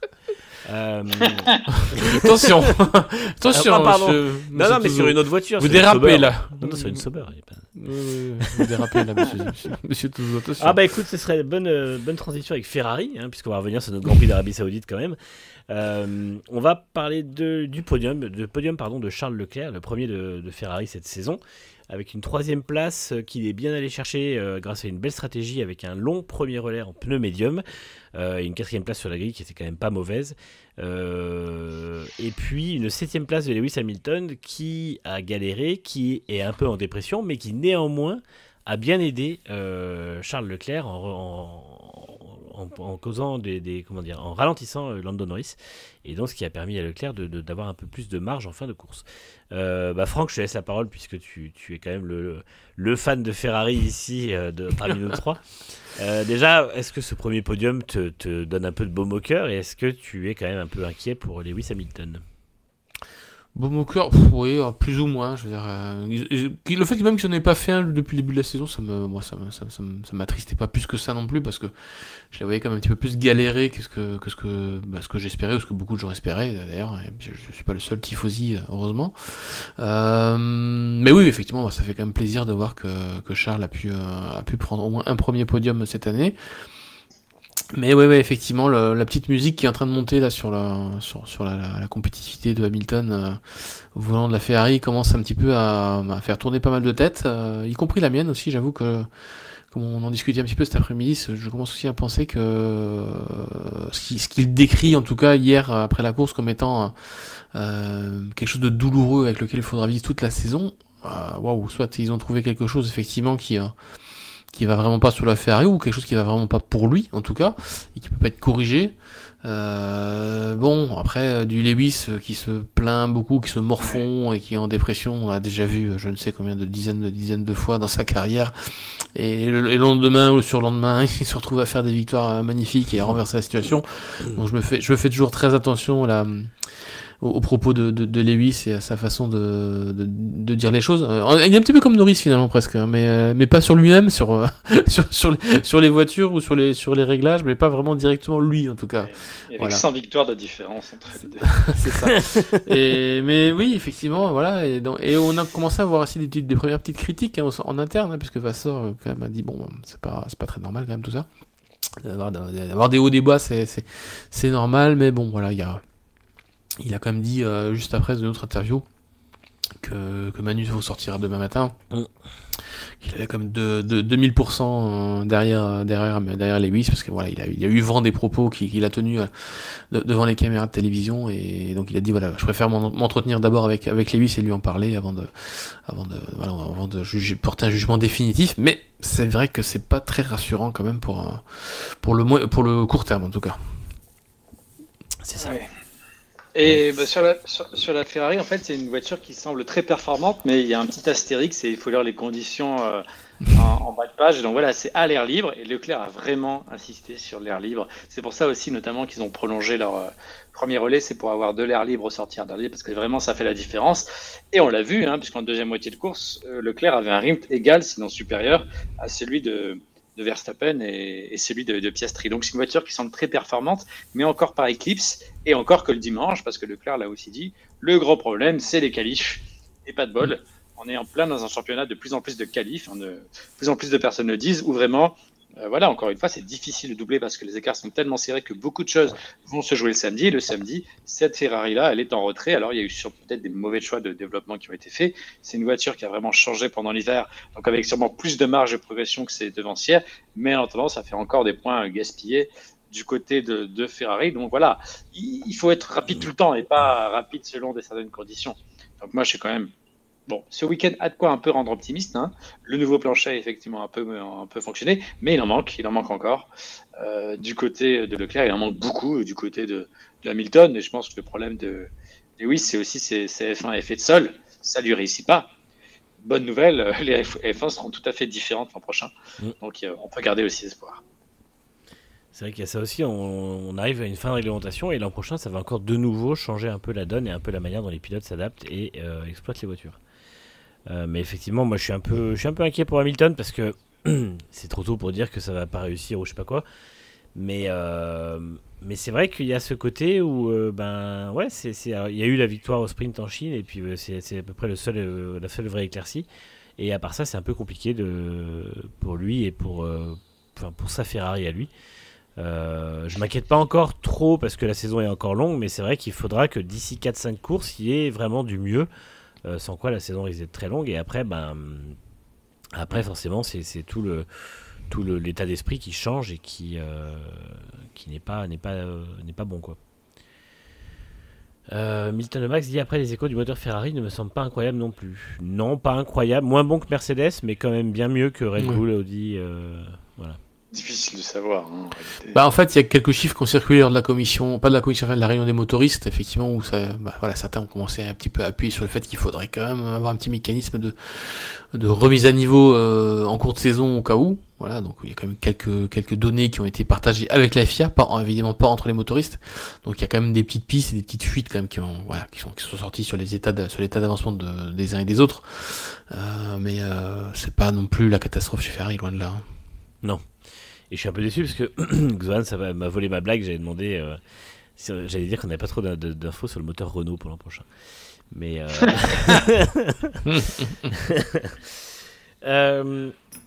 on va continuer notre tour d'horizon du Grand Prix d'Arabie Saoudite avec Mercedes, alors qui a connu sa pire course de la saison selon les propos de ses dirigeants, avec une 5e et une 6e place et surtout une surchauffe des pneus. Qui a causé des gros soucis de rythme en course. Et ouais, globalement, c'est ce qu'ils ont fait le moins bien. Après, ça fait quand même 5e, 6e place. Donc, Russell et Antonelli font le taf pour marquer 18 points, ce qui permet à l'équipe de rester 2e au championnat. Russell est toujours à moins de 25 points du leader du championnat. Donc, pour lui, c'est malgré tout, le pari est réussi. En 5 courses, il est toujours à moins d'une victoire du leader du championnat. Ça, c'est quand même vraiment important au cas où Mercedes par la suite arrive à se remettre au niveau, voire même devant parfois. Gros package à Imola, très très gros package à Imola, donc voilà. Attention. Et du coup c'est maintenant qu'il faut limiter la casse et c'est ce que fait Russell avec que des top 5 sur ce début de saison. Et puis voilà, mais effectivement les vieux démons qui rattrapent Mercedes avec cette surchauffe. Et puis cette inquiétude de ne pas comprendre la voiture dans certaines conditions. Qu'est-ce que tu en penses, Alex? Est-ce que tu penses que on voit le retour de la diva ou est-ce que tu penses que c'est juste une erreur de parcours? Difficile. D'abord, 113 millième entre Russell et la pole, donc il était vraiment pas loin aussi. Peut-être qu'avec l'air libre, encore une fois, ça aurait été mieux, non? Et effectivement, il retombe un peu dans leur travers et on retrouve l'irrégularité de Mercedes qu'on pensait avoir réglé. Et je pense que même ils étaient un peu abattus, donc non, pour moi, on est plutôt dans la diva et un peu de retour. Hein. Je pense qu'à Miami, ça risque de souffrir aussi pour les Mercedes parce que il risque de faire très chaud et la dégradation va compter. Ils ont limité les dégâts, mais c'est clairement pas une course qui incite à l'optimisme. Alors voilà, peut-être que le nouveau package à Imola va permettre de régler les choses. Moi, j'ai été déçu de Russell. Et bon, Antonelli finit à 7 secondes de Russell. Voilà, ça parle de lui-même. Hein. Il a fait le boulot encore une fois et sur un circuit ultra compliqué, il a prouvé qu'il était au niveau. Ouais, c'est vrai. Après, Russell, effectivement, la fin de course a été vraiment compliquée. Il a même eu peur que ses pneus lâchent avant la fin d'arrivée et qu'il y a potentiellement un accident. Il a demandé s'il fallait pas rentrer les changer. Et son équipe l'a rassuré en lui disant qu'il n'y avait pas d'inquiétude, mais effectivement, il avait les pneus complètement détruits en fin de course, parce que au milieu du relais, je crois qu'il y avait encore 15 à 18 secondes entre lui et Antonelli. Donc on voit qu'Antonelli gère bien les pneus en tout cas, et a fait une bonne fin de course, malgré tout. Mais effectivement, bon, c'est un petit peu décevant de la part de Mercedes. Après, je sais pas toi, Franck, ce que t'en as pensé. Est-ce que tu t'inquiètes ou est-ce que tu penses que alors après, il y a Imola, mais est-ce que Miami, pour toi, ça peut être le retour de Mercedes aux avant-postes? Encore une fois, ils sont jamais très loin non plus de la pole. Ou est-ce que Miami risque aussi d'être un peu compliqué avec la physionomie de la piste? C'est compliqué à dire, hein, parce que Miami en plus sera 2 jours pour le coup. Il peut faire chaud. Ça sera pas non plus une chaleur torride, mais voilà, ça peut ne pas aider Mercedes non plus. En tout cas, cette WSS, en tout cas, elle est quand même assez constante. C'est ça qui est quand même intéressant pour Mercedes. Comme tu l'as dit, Alex, la pole était vraiment pas loin non plus. C'est vrai qu'en course, avec la dégradation, là, pour le coup, peut-être un mauvais travail de ce côté-là en essai libre. Je pense qu'ils vont avoir les 15 jours là, du coup, pour essayer de comprendre pourquoi ils ont peut-être été sur une mauvaise direction en termes de réglage pour préserver les pneus. Essayer de comprendre ce qui s'est passé. En tout cas, je vois pas quelque chose d'alarmant pour l'instant, comme vous l'avez dit, 5e et 6e. Effectivement, peut-être le rythme de course ou la fin de la course qui était quand même un peu plus en retrait. Ça reste quand même du Mercedes très très solide et très très stable. Donc c'est pas quelque chose qui nous avait marqué, on va dire, ces dernières années. La côté stabilité de la Mercedes, en termes de résultats en tout cas. Et voilà, George Russell, il peut très très bien tirer parti d'une bataille entre les 3 devant, hein, Verstappen, Norris et Piastri, qui se prennent les points les uns les autres. Et si le package de mise à niveau de la Mercedes, il est vraiment au point, puisque là, ça y est, ils ont comme une bonne base et ils ont compris ce qui allait pas et tout ça, ça peut, on peut peut-être faire une petite McLaren 2023-2024. Ça pourrait être très intéressant quand même. Je trouve que ça pourrait être très intéressant d'avoir un 4e prétendant au titre mondial. Là, ça serait quand même quelque chose de vraiment sympa, en tout cas à voir. En tout cas, on le souhaite pour la F1, pour le spectacle, ça c'est sûr. Pour les fans de George, parce que il y en a quand même pas mal. Peut-être moins en France, mais en tout cas beaucoup en Grande-Bretagne. Et non, c'est bien. Puis moi, je voulais un petit mot quand même de félicitations pour Antonelli, qui a quand même traversé son épreuve du feu des 5 premières courses avec des circuits vraiment pas faciles à aborder. Il a été vraiment extrêmement constant, rapide, beaucoup d'apprentissage, pas de mouvement kamikaze, comme dit Toto Wolff, pas d'accident bête, très solide, très rapide. On l'avait déjà dit la semaine dernière, si Toto Wolff a l'occasion de signer un Max Verstappen, je lui souhaite bien du courage pour savoir lequel des deux il faudrait éliminer de l'équation pour 2026. Il faudrait éliminer Max Verstappen de l'équation. Personne n'élimine Max Verstappen de l'équation, je veux dire. C'est Verstappen 3e pilote. Tout le monde l'a dit. Une année en réserviste, et puis s'il fait ses preuves dans le simulateur. Ça fait cher le réserviste quand même, je pense, à mon avis. Oui, le vendredi soir à Brackley. C'est ça, il passera la nuit dans le simul pour aider Russell et Antonelli. Après, il y avait la rumeur année sabbatique aussi. Hein. C'est-à-dire que Verstappen pourrait très bien faire autre chose en 2026, un peu de GT, un peu d'endurance, et puis attendre de voir quelle est la bonne équipe sur laquelle miser, et arriver en 2027. Et vu sa puissance, son aura, et son côté meilleur pilote actuel de la F1, sans aucune, je pense, contestation possible de la part même de ceux qui ne sont pas fans de lui, j'espère en tout cas, puisque même moi qui suis pas spécialement fan de Verstappen, je reconnais quand même que c'est le meilleur pilote actuel. Je pense que n'importe quelle équipe se débrouillerait pour lui faire une place, pour l'accueillir en 2027, si ça marche très bien chez eux. Oui, ça c'est sûr. Mais ça reste une rumeur évidemment un petit peu folle. Alors on a Saint-Chamond BBA dans le chat qui nous dit Mercedes restera fiable et terminera les courses, mais les pilotes ne sont peut-être pas à la hauteur de leur matériel pour une top team. Je vois pas à quel moment on peut dire que les pilotes sont pas à la hauteur quand on voit au niveau qu'est Russell depuis son arrivée chez Mercedes et ses progrès, et quand on voit immédiatement la manière dont Antonelli se met dans le rythme, ou pas loin, et qu'il est solide en course et qu'il va au bout des courses et qu'il fait pas d'erreur. Je vois pas à quel moment on peut dire que les pilotes sont pas à la hauteur de l'équipe, et pour moi c'est vraiment c'est vraiment pour moi la voiture est exploitée comme il le doit. Faut pas oublier que l'an dernier ils avaient Hamilton-Russell qui était quand même le meilleur duo du plateau. Hamilton est parti, il est remplacé par Antonelli qui est pas loin de Russell non plus, donc encore une fois on évite les triangulations un peu basiques et simples, mais malgré tout quand on se laisse un peu pencher vers ça, on voit que ça fonctionne très bien chez Mercedes et que la voiture est exploitée comme elle le doit. Donc moi je pense qu'il n'y a pas trop de soucis pour eux. Après oui effectivement Max une année sabbatique, c'est vrai qu'en tant que jeune papa il aurait peut-être envie de consacrer autre chose que la Formule 1, mais en même temps c'est un peu compliqué, même si tout Verstappen qui soit et tout tapis rouge que lui dresseront les équipes, rater une année c'est quand même un peu délicat parce que c'est une année de gros changements, que les autres vont prendre un maximum de kilomètres avec les voitures. Faut pas oublier qu'il y aura normalement 9 journées d'essais hivernaux, ça fait quand même 4 journées et demie par pilote, donc il y aura beaucoup de kilomètres abattus pour rouler avec ces voitures, plus 24 courses derrière, donc on sait à quel point ça fait des kilomètres, et c'est un retard qu'il pourrait prendre. Alors c'est Verstappen, donc il sait s'adapter, mais c'est un pari qui serait quand même osé, et c'est un coup à revenir en n'étant plus le Verstappen qu'on a connu avant. On sait que ça peut, même une année éloignée, ça peut coûter cher. Si année sabbatique il y a, la triple couronne ne pourrait-elle pas intéresser Verstappen? Le problème de Verstappen, c'est qu'il faudrait qu'il trouve Enfin oui, cette triple couronne, il a encore besoin de 2 courses qui sont les 24 heures du Mans et les 500 miles d'Indianapolis. Donc il faudra sûrement plus d'1 an pour les avoir tous les deux, quoi, parce qu'il faut quand même... les 500 miles, c'est quand même une course très compliquée à remporter, et les 24 heures du Mans aussi. Donc voilà, c'est un peu compliqué. Et pas pour Max Verstappen qui aura peut-être un petit problème pour s'imposer au premier freinage, puisqu'il n'y a pas de freinage. Oui, tu ne peux pas couper, tu ne peux pas pousser un mec hors piste ou passer hors piste, parce que ça n'existe pas là. Donc... on est taquin évidemment. Taquin, c'est ça. Et voilà, c'est vrai que c'est un peu, la triple couronne. Alors évidemment, c'est un grand défi pour tous les pilotes, mais ça reste compliqué. On a vu Alonso se casser les dents à l'Indy 500. Certes, parce que McLaren n'était pas au top, mais même après, quand il y allait avec d'autres équipes, c'était pas non plus parfait. Donc, même avec le soutien d'Andretti, en tout cas, c'était pas parfait. Est-ce que c'est pour ça qu'il y a des rumeurs Red Bull Honda pour 2026 pour faire rester Verstappen? Oui, clairement. De toute façon, il va falloir essayer d'éviter ces envies de départ. Moi, je maintiens mes 20 balles sur Aston Martin, mais effectivement, c'est un peu, ça va être tendu. Hein, clairement, je ne suis pas confiant pour mon pari.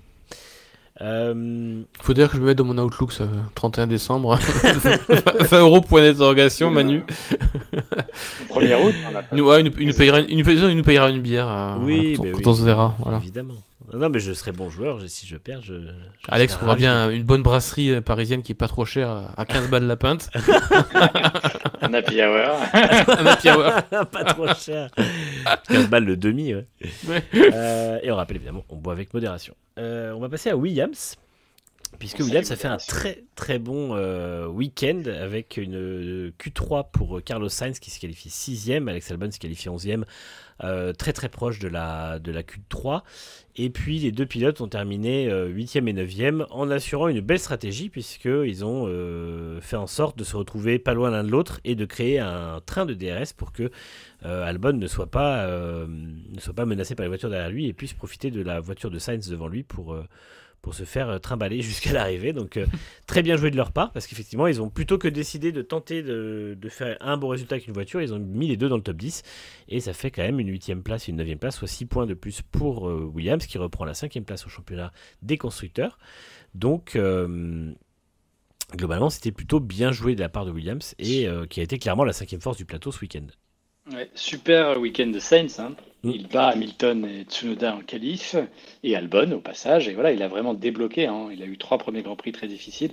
Et là, on sent qu'il a vraiment débloqué du potentiel. C'est déjà le cas à Bahreïn où il avait pas une stratégie catastrophique. Là, il a eu un arrêt très long, je crois, plus de 6 secondes.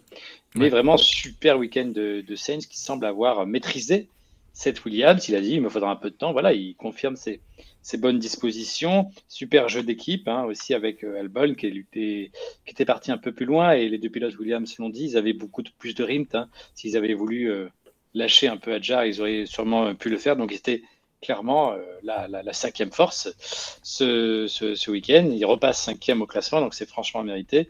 Il y a rien à dire, hein. Ils ont tout maximisé. Donc vraiment bravo à Williams après un week-end de Bahreïn un peu plus compliqué. Ouais, tout à fait. Franck, toi, tu des Pas choses à beaucoup ajouter? plus à ajouter, effectivement, super week-end de Williams. La surprise finalement de la saison, je pense que James Bowles focus à fond sur 2026. Bah, ils nous sortent une voiture 2025 qui quand même éclate la plupart des voitures du peloton, donc c'est quand même assez impressionnant. À quel point les deux pilotes, voilà, le duo Sainz-Albon permet de tirer encore plus de cette voiture que ce qu'elle ne vaut. On ne le sait pas encore, en tout cas on sait que le duo est très solide. Enfin, Sainz répond présent, voilà, donc il avait dit, 5 courses pour s'intégrer, ça a l'air d'être à peu près ça. Bon après, on fait attention parce que Jeddah c'est quand même un circuit un petit peu particulier, Miami aussi. On essaye de voir à peu près ce que donnera Sainz par rapport à Albon sur des circuits plus traditionnels quand on arrivera à Imola, Barcelone notamment, pour vraiment se faire vraiment une idée, voilà, claire, nette et précise du niveau entre les deux. Si ça reste comme ça de manière très très équilibrée, bah, c'est parfait, c'est que James Vowles aura vraiment réussi son recrutement, il aura eu raison d'insister pour avoir Sainz, parce que voilà, pour dire que lui c'est plus du flirt qu'il avait, c'était comme Roméo et Juliette, il fallait monter à la tour, là, c'était à l'escalade. C'était la saison des amours à ce niveau-là. C'est ça, donc non mais voilà, et je pense que du coup Sainz regrette encore moins du coup son choix, voilà, clairement, parce que pour lui il a vraiment signé pour le projet 2026, pas pour 2025. Et quand il se rend compte que finalement chez Ferrari ça patauge un petit peu, et que finalement il loue peut-être pas grand chose, si ce n'est quelques podiums, et pas encore de victoire pour l'instant, il s'est dit que finalement chez Williams il est pas si mal que ça avec un nouveau projet, et qu'avec un moteur Mercedes l'année prochaine ça peut vraiment faire des étincelles. Voilà, c'est ça. C'est ça, sans compter que Williams a décidé de ne plus faire de nouvelles évolutions pour 2026, donc hormis ce qui a été déjà validé ou ce qui n'inclut pas d'utilisation de la soufflerie. Donc 2025 tu voulais dire? Oui, pardon, 2025, et tout mettre sur 2026 à partir de maintenant.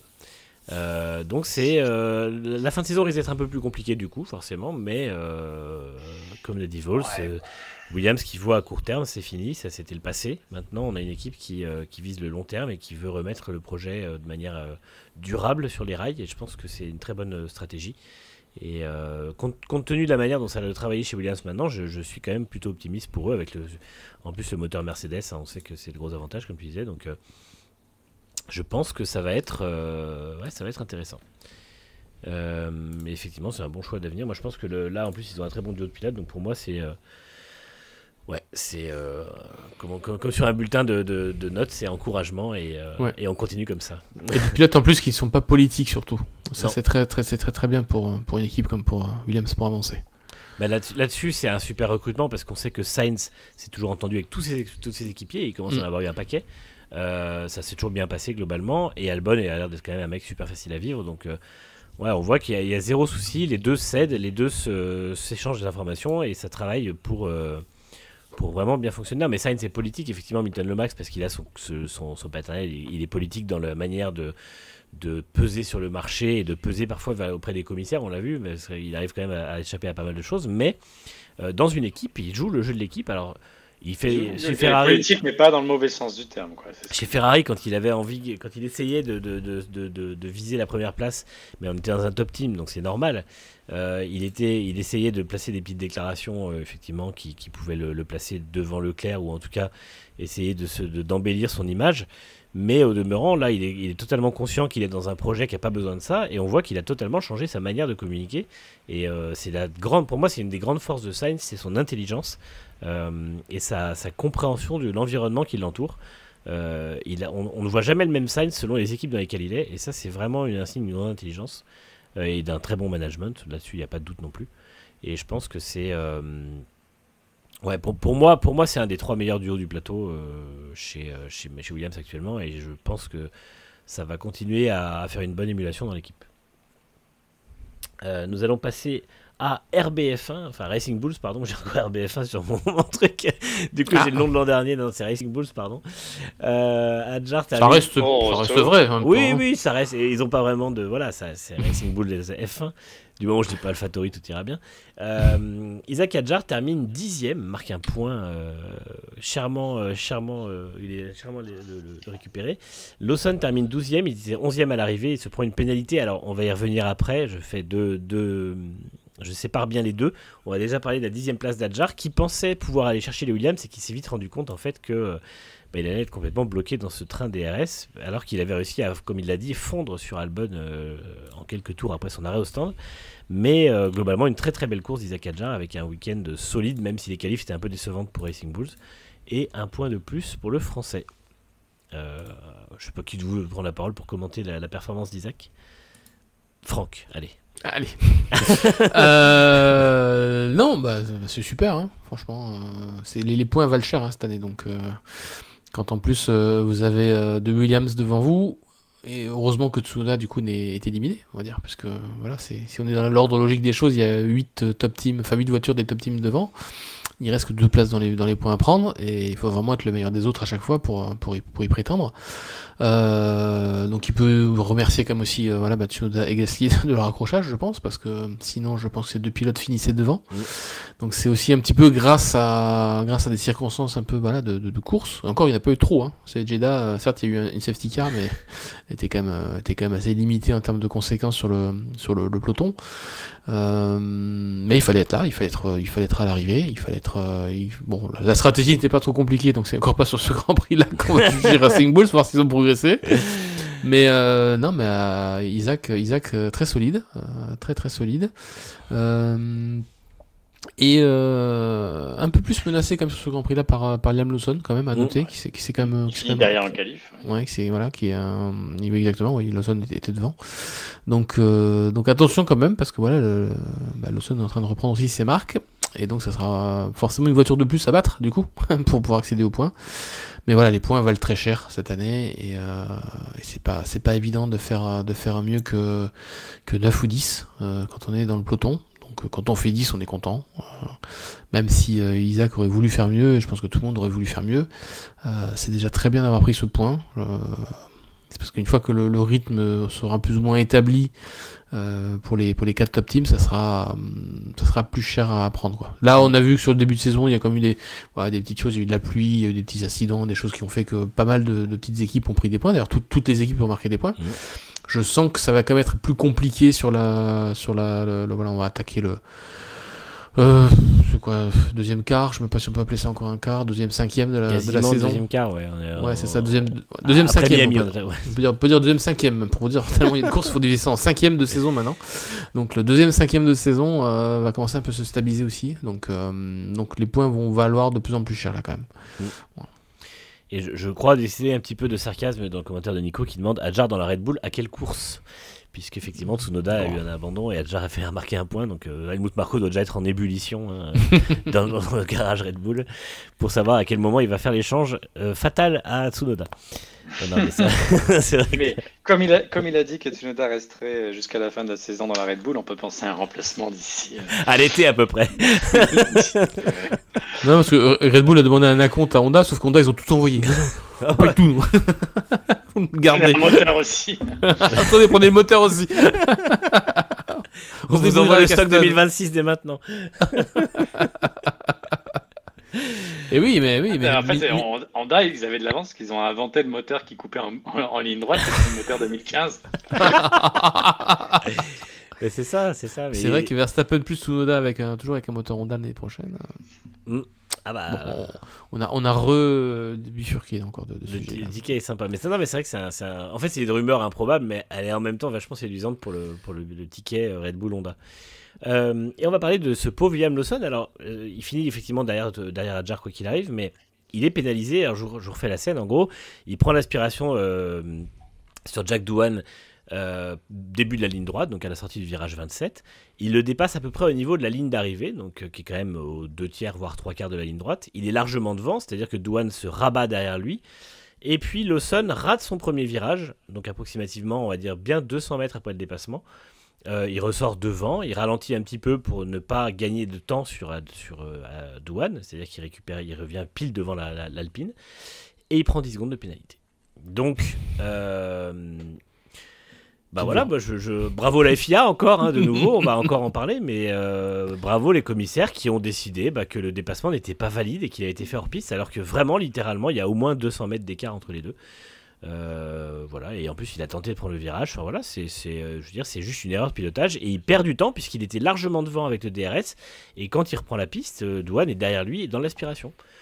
Donc voilà, je sais pas si vous avez vu la manœuvre, vous deux. Ouais, je l'ai vu, mais il y aurait eu des points en jeu, je dis que droit de révision s'imposait clairement. Ouais. Bon, après, il finit 11e sur la piste, et 12e du coup, avec les 10 secondes de pénalité, parce que c'est Alonso qui prend la 11e place. Il prend des points de pénalité ou pas avec ça? J'ai pas fait gaffe. Non. Okay. Mais clairement, la FIA, là, je sais pas, ils étaient endormis, quoi. Je comprends. Digestion, toujours. Voilà, en gros, tu peux même plus louper une chicane, quoi. C'est ça que ça veut dire. Là, pour le coup, c'est même beaucoup plus propre que ce qu'a fait Verstappen, quoi. Verstappen, il prend que 5 secondes. Lui, par contre, il file devant, quoi. Et encore, il a eu de chance de ne pas avoir de points de pénalité, parce qu'il en était déjà à 5. Ouais. Ça aurait fait tâche. Mais non, pareil, j'ai pas compris, là. Et je pense que... On a déjà vu la FIA s'excuser, revenir sur les décisions, mais pour le coup, là, ils l'ont pas fait, donc... Molus nous demande si c'était pas à cause de l'accumulation de sorties de piste. Non, parce que c'est 5 secondes si c'est le cas. Ouais. Quand tu arrives à 3 strikes, puis un drapeau noir et blanc, puis une autre erreur, c'est 5 secondes, donc c'est pas 10 secondes. Donc non, c'était effectivement... le commissaire a dû se réveiller à ce moment-là, le voir dehors et le voir devant, ils ont dit « Oulala 10 secondes. Attendez, 10 secondes !» Après, puis en fait, les autres dormaient à côté, donc apparemment à Genève aussi dans la control room. Donc en fait, voilà, je pense qu'il va falloir peut-être faire une commande de café à la fois à la FIA de manière à tenir la course. Ouais, la plus injuste des pénalités pour l'instant, en tout cas. Ouais, de loin. Et effectivement, c'est quand même le double de secondes qu'a pris Verstappen. On rappelle, alors Verstappen a l'avantage d'être au premier virage, mais c'est quand même un petit peu compliqué. Oui, effectivement, après pour Lawson, c'est quand même encourageant parce qu'il se remet un petit peu à performer. On sent qu'il reprend un peu confiance. Moi, ça me rassure un peu pour lui, sachant que la semaine dernière, je commençais à m'inquiéter pour son manque de performance. On va passer à Aston Martin. Alors, Fernando Alonso... on peut s'inquiéter pour son manque de performance. Fernando Alonso termine 11e et donc continue cette belle série de 0 points entamée en début de saison. Son meilleur résultat de l'année. Oui, c'est ce qu'il disait. Hein. Il va peut-être passer l'année comme ça. Et Lance Stroll termine 16e après un week-end. Bah, écoutez, plutôt... il n'a pas fait le dernier en Q1. Comment dire ça gentiment, plutôt discret. Hein, un bon record de Q1 pour lui. On te laissera en parler, Manu, parce que vu qu'il attaquait les pilotes McLaren en même temps. Ouais, après, c'est vrai que c'était un tacle un peu déguisé, mais c'était effectivement, il a dit que dans la voiture qu'il a, c'était difficile de faire autre chose que Q1, et il a dit que s'il avait une voiture comme la McLaren, il ferait sûrement moins de Q1. Alors qu'Alonso fait pas de Q1, lui. Enfin, oui, il en a fait, mais il a réussi à s'en sortir, la preuve. C'est ça. Mais Alonso, par contre, c'est... Tu parlais tout à l'heure, au tout début d'émission, des objectifs que se fixaient les équipes en termes de temps en tour à atteindre. Oui. Pour eux, c'est juste essayer de faire aussi bien que l'an dernier, parce que pour l'instant, la MR25 est la seule voiture qui fait des moins bons temps que l'an dernier. Alors qu'en plus, il y a des pneus plus tendres cette année. Donc, et ils ont gaspillé tous les trains de pneus en Q1. C'est ça, exactement. Alonso n'a plus rien en Q2, il fait quand même une 13e place, ou 14e. Ouais. C'est quand même pas mal. Ouais, il a dit pour nous donner des millions de trains, c'est Stroll qui avait dit ça, c'est pour nous donner des millions de trains de pneus, si la voiture elle passe pas la Q1, elle passera jamais la Q1, quoi. Bon, millions de trains de pneus, je pense quand même au bout d'un moment tu peux réussir à trouver des choses. Et puis apparemment avec 3 elle passe quand même la Q1, donc c'est un peu le problématique. Le problème entre 3 et plusieurs millions, c'est qu'il y a un petit écart, hein, voilà, entre les deux nombres, mais... Oui. Non mais c'est ça, mais c'est vrai que là la déclaration de Stroll elle va pas parce qu'en fait au-delà de s'attaquer un peu aux pilotes qui ont des bonnes voitures et qui méritent d'avoir des bonnes voitures, c'est surtout que son équipier franchit la Q1 plus souvent que lui, et c'était déjà le cas avec face à Vettel, donc au bout d'un moment faut pas non plus remettre en cause le problème que dans la Aston Martin numéro 18 il y a un souci entre le volant et le baquet, quoi. Mais Laurent Stroll va racheter Pirelli. Ok, mon fils veut des millions de pneus, pas de soucis. Après, Alonso, il est quand même assez pessimiste quand même, parce qu'il dit quand même que la voiture elle progresse pas du tout et que ça l'étonnerait pas, ça serait pas étonné, voilà, de finir la saison sans aucun point. Je crois pas, il y aura forcément un moment ou un autre, ça va s'aligner les planètes pour qu'il marque quelques points. Stroll en a marqué 2 fois. Hein, je veux dire, au bout d'un moment, faut pas non plus. S'il a 0 points et que Stroll en a des points. Autant jouer à l'euro-million, hein, je veux dire. Si on est, voilà, moment, c'est ça. Si on est honnête 5 minutes, si Stroll a pu marquer des points avec cette voiture, Alonso peut le faire et va le faire. Je m'inquiète pas pour lui. Mais effectivement, je comprends que ce soit un peu frustrant pour lui d'en être là, quoi. Après, je tenais à répondre à Yves dans le chat qui me dit Manu, tu es politique en disant discret au niveau de Stroll. Je ne suis pas politique, je suis bienveillant. Voilà. Mais même si on l'a un peu déglingué juste après.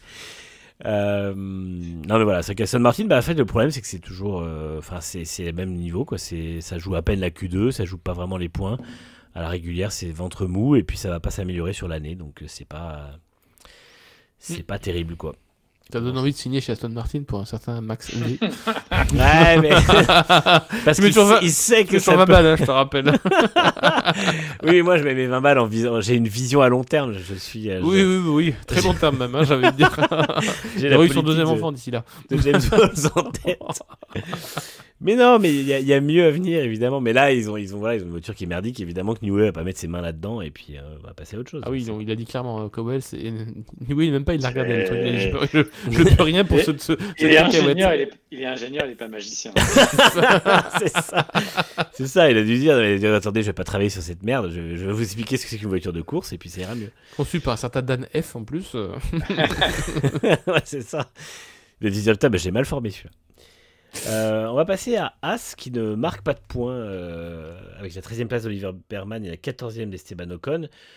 Ça reste une 6e place au championnat, mais c'est vrai que c'était un petit peu plus compliqué pour As et en particulier pour Ocon ce week-end à Jeddah et la voiture n'était pas vraiment performante, ça a manqué un petit peu, c'était un peu mieux en course paradoxalement, il y a eu une petite remontée de la part d'Ocon, mais ça reste globalement pas terrible ce week-end sur un circuit qui était très différent de Bahreïn, là où la voiture était performante, donc on peut imaginer que globalement, les courses sur les circuits plus rapides vont quand même être un peu plus compliquées pour As que les courses sur les circuits un peu plus stop and go comme Bahreïn.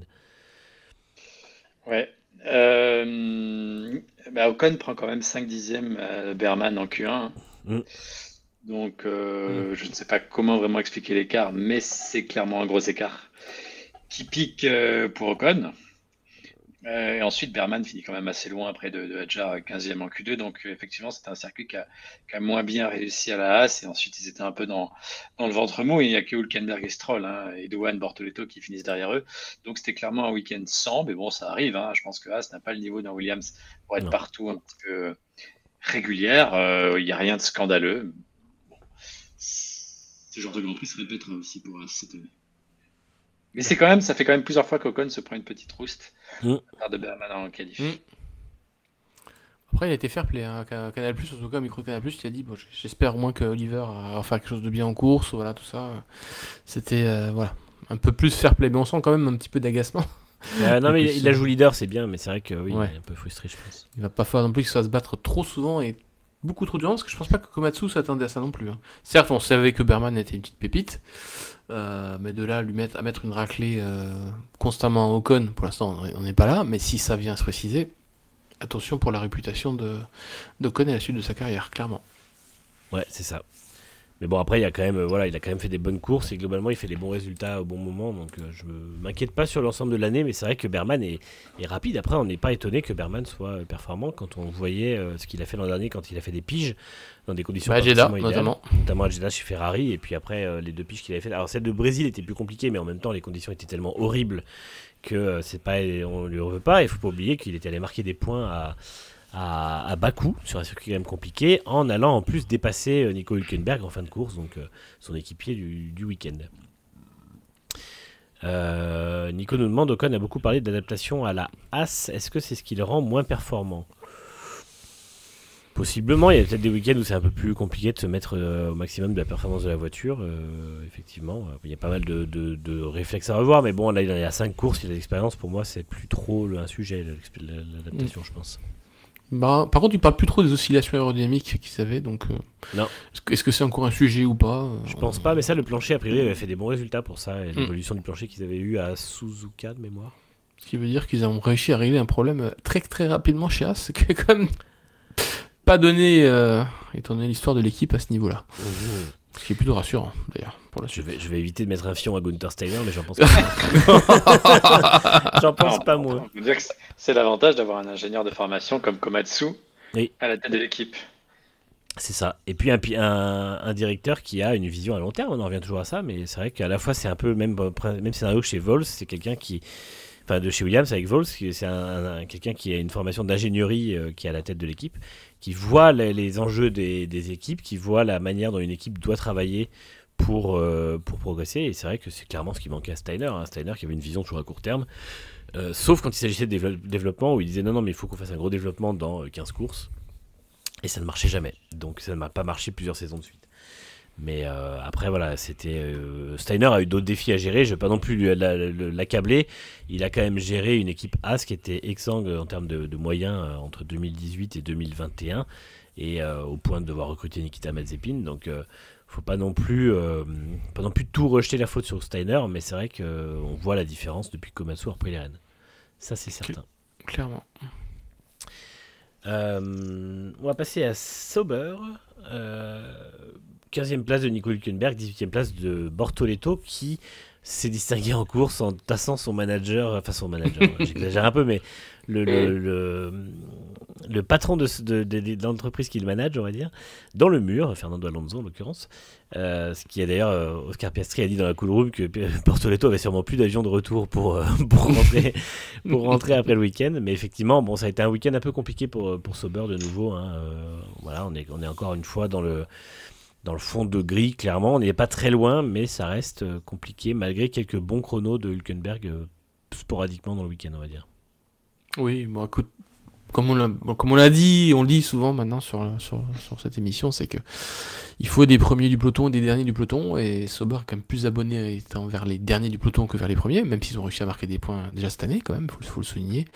Et c'est pas des bons derniers, c'est des derniers qui jouent quand même des positions. Donc après ça manque encore un petit poil de performance, clairement. Même si Hülkenberg a réussi à sortir des belles choses, pour l'instant il n'y a pas de miracle, en tout cas sur ce Grand Prix là. Bortoleto il tient quand même plutôt bien son rang aussi, donc ça c'est une bonne confirmation. En Q1 il prend une demi-seconde. Il a pris un peu. C'est ça. Sinon bon, c'est compliqué quand même. Oui. Il n'a pas détruit la voiture déjà. C'est déjà pas mal. C'est ce qu'ils ont dit, d'ailleurs. Le bon bilan, c'est qu'il n'y a pas de voiture détruite, ni de dommages, donc ça c'est quand même assez cool pour eux. Donc c'est Jonathan Mittley, le nouveau directeur d'équipe en provenance de Red Bull, qui était directeur sportif avant, qui supervise maintenant les week-ends en piste, sous la direction de Mattia Binotto. Qui donc se félicitait effectivement du fait qu'il n'y ait pas de dommages et que la performance elle est pas si négative que ça quand même. Voilà, c'est juste il y a encore du travail à faire, mais clairement 2025 c'est pas leur objectif quoi, c'est pas leur mission 2025. Donc leur mission à eux c'est s'il y a des choses à faire, de faire en sorte que les processus, les méthodologies, les concepts, les développements soient validés et fonctionnent, ce qui permettra effectivement de poser de bonnes bases pour la suite. Pour 2026, parce que on rappelle quand même que 2024 est extrêmement pénible pour Sauber et que beaucoup de choses n'ont pas marché. Donc là, le but c'est quand même pour eux de mettre sur pied une équipe qui, lorsqu'elle fait des choses, fonctionne. Faut que ça fonctionne. Donc ils sont dans ce train-train là, on va dire. C'est un train-train qui va durer jusqu'à la fin de l'année. Soyons clairs, ils sont pas là pour sortir des pièces et des pièces et des pièces pour essayer d'améliorer leur position au classement. Ils en ont strictement rien à faire. L'objectif c'est Audi 2026. Donc voilà, du moment qu'ils se tournent pas en ridicule, on va dire, ou se font humilier à tourner à une seconde des autres, j'ai envie de dire que tout va bien dans le meilleur des mondes, et le cap il est clairement sur l'année prochaine. L'an prochain, d'ailleurs, une seconde des autres sera sûrement pas une humiliation, ça sera sûrement une 3e ou une 4e place, si jamais. Oh non, parle pas de malheur. Sauf si c'est Ferrari devant. Hein. Oui, voilà, c'est toujours pareil. Malheur à géométrie variable, évidemment. C'est ça. Alors moi, je voulais juste faire un rappel à la FIA, parce que je suis désolé, je vais encore revenir dessus, mais il y a une règle dans le règlement sportif qu'ils doivent connaître, qui est qu'un pilote doit laisser la largeur d'une monoplace à un autre quand ils sont côte à côte. Quand c'est pas le cas, on voit qu'un pilote est sorti de la piste ou alors qu'il se fait mettre dans le mur. Et normalement, quand le pilote se fait mettre dans le mur, c'est une circonstance aggravante. Donc techniquement, quand un pilote ne laisse pas la place et met l'autre dans le mur, ça vaut une pénalité. Voilà, je rappelle ça, juste que Bortoleto aurait dû être pénalisé pour avoir mis Alonso dans le mur, parce qu'en fait, il dit qu'il l'a pas vu. Il était concentré sur l'autre pilote devant lui. J'ai aucun problème, mais effectivement, il est concentré sur le pilote devant. Alonso arrive très vite derrière, les voitures sont en train de bouger, etc. Le fait est que l'infraction, elle est là, et elle est plus grave que quand on voit un pilote tasser un autre avec deux roues légèrement hors piste. Quand Lawson, encore une fois, prend 10 secondes pour une sortie de piste qui se fait post-dépassement, pour moi, ça, c'est un drive-through, en fait. Si on adapte l'échelle de gravité des faits, alors dans les faits, non, pour moi, ça vaut 10 secondes, ça vaut pas plus. Et donc Verstappen, il prend quoi, du coup, au départ, si on on réadapte 10 secondes. Non, et pour moi, Verstappen doit prendre 5 secondes au départ, là-dessus, il n'y a pas de souci, c'est juste que Lawson doit prendre soit 0, soit 5 secondes. Il ne doit jamais prendre 10 secondes. Et Bortoleto doit prendre ses 10 secondes. Mais oui, effectivement, Max, ils avaient fini la digestion, ils préparaient l'apéro puisqu'on était en fin de course, donc il n'y avait pas le temps de... L'artificier qui préparait le feu. C'est ça, c'est en train d'allumer les briquets. Énormément de travail.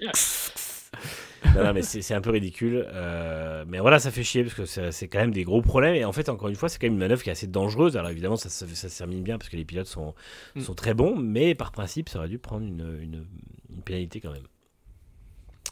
Et non, c'est pas un fait de course malgré tout parce que y a un pilote qui se rabat sur l'autre et tasse dans le mur en fait. Donc il y a un vrai coupable et une vraie victime dans le truc.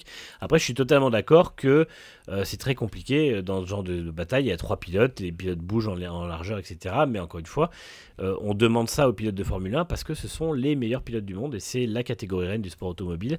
Donc s'il y a bien des pilotes parmi tous les pilotes dans le monde qui sont capables d'éviter ça, c'est normalement eux. Voilà.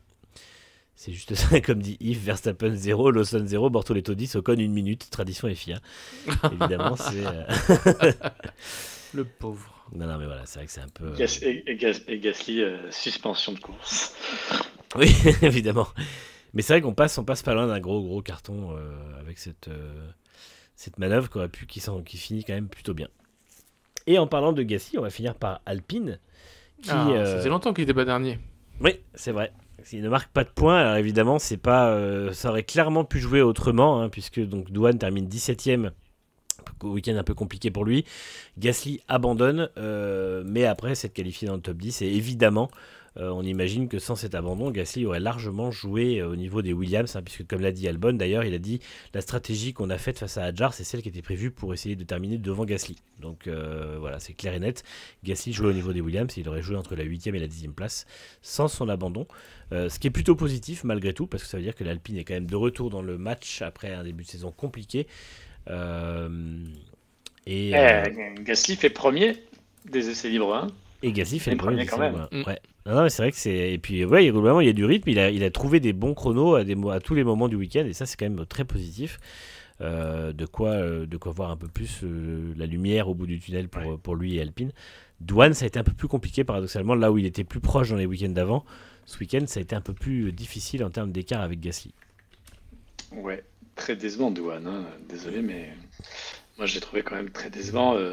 En qualif, bon, l'écart n'est pas énorme sur Gasly, à peu près 3-4 dixièmes, mais ensuite, la course, il fait partie des pilotes qui essaient de s'arrêter très vite, et à partir de là, c'est un peu foutu. Mais on est sur un de ses moins bons Grands Prix, clairement, Douane, donc j'ai l'impression qu'il manque quand même un meilleur pilote dans la deuxième Alpine, et que ça reste court. J'ai un peu le même avis, c'est pas mal ce qu'il fait Douane, mais effectivement... c'est short, je pense que à voir sur encore quelques courses, mais effectivement dans les duos et parmi les jeunes pilotes, quand on voit ce que font des Antonelli, même Bortoleto face à Hülkenberg qui est quand même pas mauvais globalement, ou Berman face à Ocon, c'est vrai que ce que fait Douane face à Gasly c'est un peu short, même si encore une fois il a la pression derrière lui qui doit pas être facile à gérer. Le fait est que c'est un peu difficile au niveau des performances de Douane, même s'il y avait un peu mieux à Bahreïn. Malgré tout, Jeddah est quand même un circuit assez compliqué, donc on va voir à Miami s'il y a un peu plus de mieux, enfin s'il y a un peu de mieux de son côté par rapport à Gasly. Je sais pas toi Franck ce que tu en penses de Douane. Est-ce que tu penses qu'il faut lui laisser un peu plus de temps quand même, ou est-ce que tu penses que ça commence déjà à devenir un peu compliqué? Je sais pas, il a des éclairs un petit peu de performance de temps en temps, de rythme de course qui est là, et puis le week-end d'après ou la séance d'après, c'est plus là, donc c'est un petit peu déroutant. Alors peut-être qu'il a aussi la pression de ne pas non plus se sortir à Jeddah quand même, parce que je pense que pas mal de pilotes rookies se disent que sortir à Jeddah, casser la voiture, c'est jamais très bon. On sait bien ce qui est arrivé avec Mick Schumacher notamment. Voilà, c'est assez vite catalogué en fait. Voilà, pilote qui casse des voitures. Il en a déjà cassé une au Japon. S'il en avait cassé une autre, je pense à Jeddah, je pense que là pour le coup, ça aurait fait très très mal pour la suite de sa carrière. Donc, est-ce que quelque part dans sa tête, il n'y avait pas cette épée de Damoclès un petit peu sur le fait qu'il fallait vraiment faire un week-end propre sans casser la voiture? Peut-être que ça a dû jouer, je pense. Et comme il a dû voir qu'effectivement en termes de rythme, il n'y était pas trop par rapport à Pierre, qui lui par contre était vraiment dedans. Peut-être qu'effectivement il a peut-être un petit frein psychologique sur le fait d'aller trop chercher les limites sur ce circuit qui est un petit peu, pardon, pas un petit peu, très piégeux. et où on peut se faire très mal aussi. Donc voilà, j'ai envie de dire, puisque ses patrons ont publiquement dit qu'il avait son soutien, que j'espère que ça va continuer.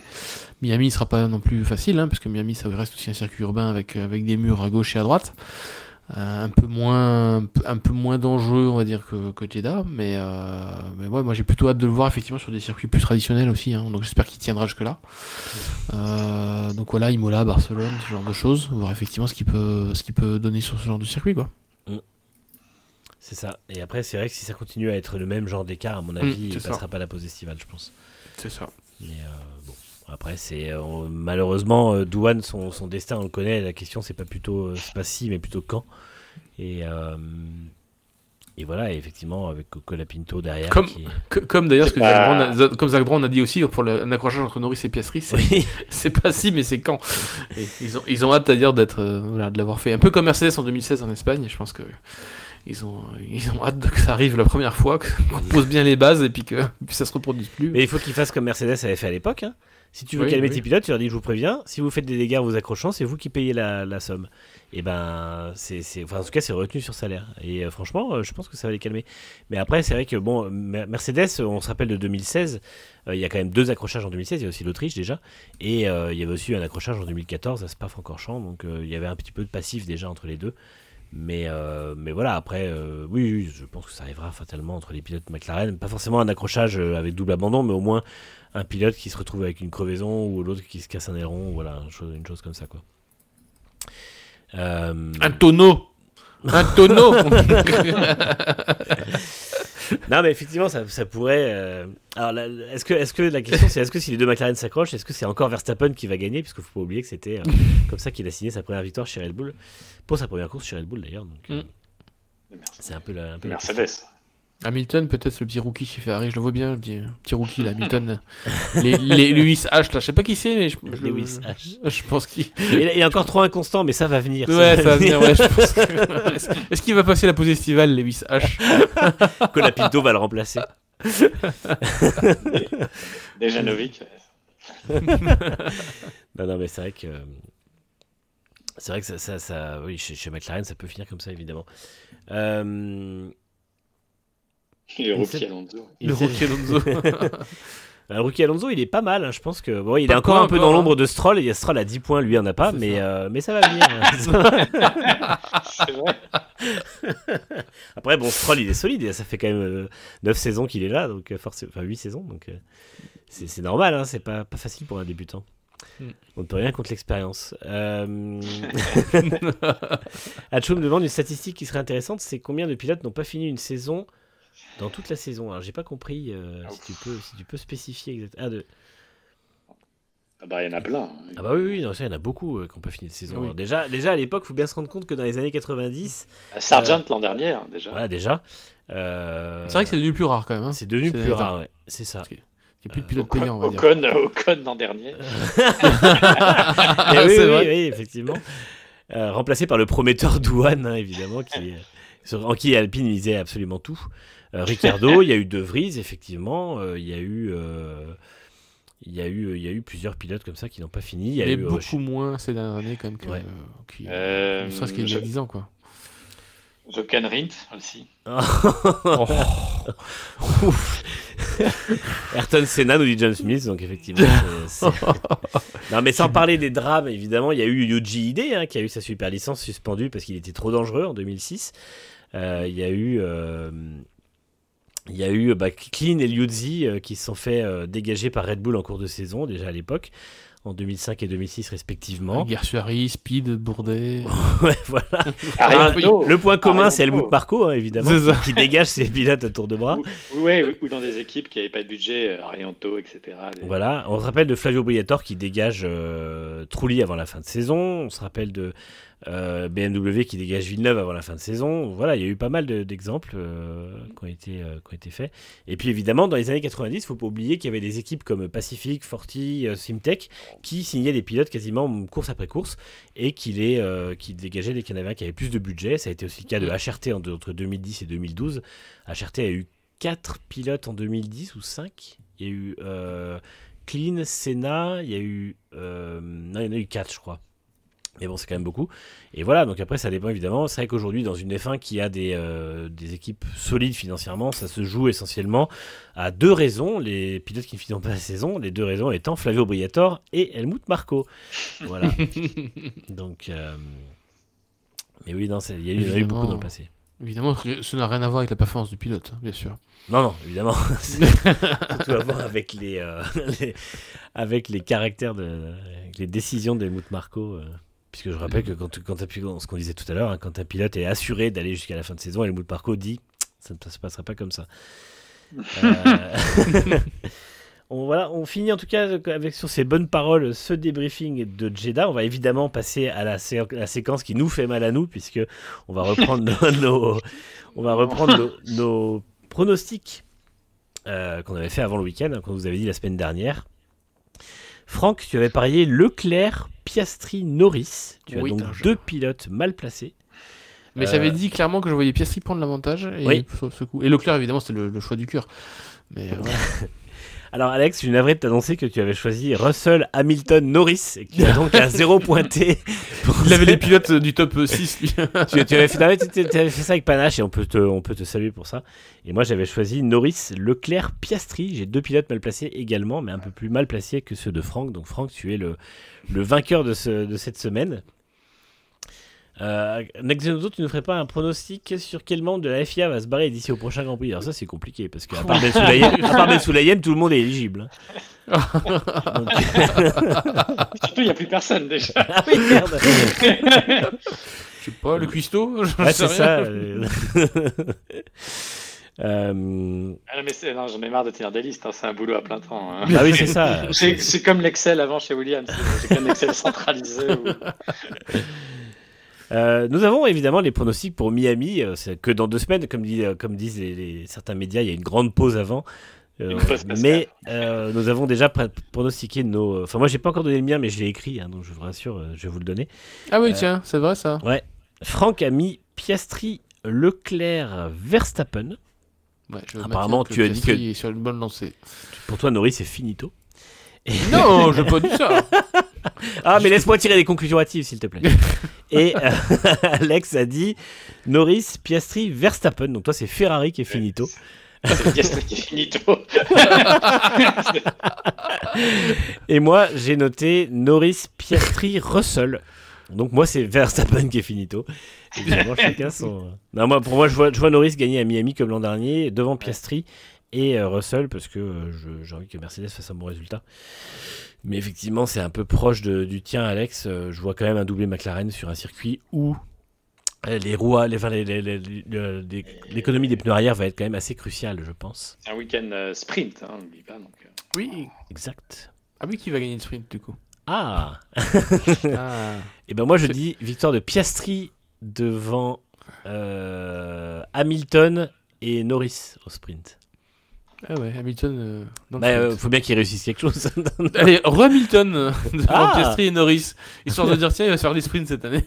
Il va se faire un grand chelem de sprint. C'est ça, un grand chelem de sprint. Histoire de le frustrer, tu sais.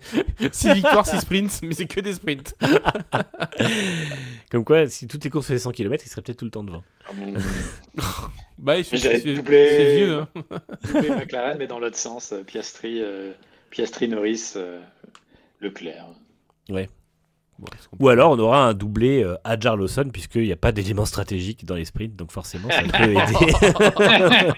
Je taquine évidemment, ce n'est pas du tout une attaque personnelle contre les stratèges de Racing J'aimerais Bulls. quand même Pierre Gasly faire peut-être une petite surprise quand même. C'est possible. Pas impossible. Et évidemment, vous aurez le temps d'ici là de découvrir les 72 casques spéciaux que vont apporter les 20 pilotes pendant le week-end et les 12 livrées spéciales que les 10 équipes apporteront pour les différentes séances du week-end, puisque c'est souvent le cas à Miami, hein, on ne sait pas pourquoi, mais c'est devenu un Grand Prix où tout le monde sort. Alors évidemment, toutes les livrées et casques spéciaux seront bleus et roses, hein, c'est les couleurs classiques de Miami. Mais voilà, donc ça arrive. Il a l'air blasé. Alpine n'a rien besoin de changer. Ça se voit. Alpine n'a rien besoin de changer finalement du coup. Oui, eux c'est une livrée Miami toute l'année. C'est parti. Et dans Yves, je pense que Red Bull ne repassera pas sur sa livrée blanche Tu peux regarder les Racing Bulls si ça t'intéresse, c'est à peu près la même. Donc voilà. En tout cas, évidemment, on se retrouvera dans 2 semaines. On va enfin faire une petite pause, une grande pause pour certains, en ne faisant pas d'émission la semaine prochaine, puisqu'il n'y aura pas de Grand Prix. On se retrouve dans 2 semaines. Alors évidemment, vous pourrez suivre toute l'actualité sur Next Gen Auto d'ici là, comme d'habitude. Le week-end sera à suivre avec des horaires particulièrement tardifs, puisque les journées commenceront globalement aux alentours de 18h le vendredi et le samedi.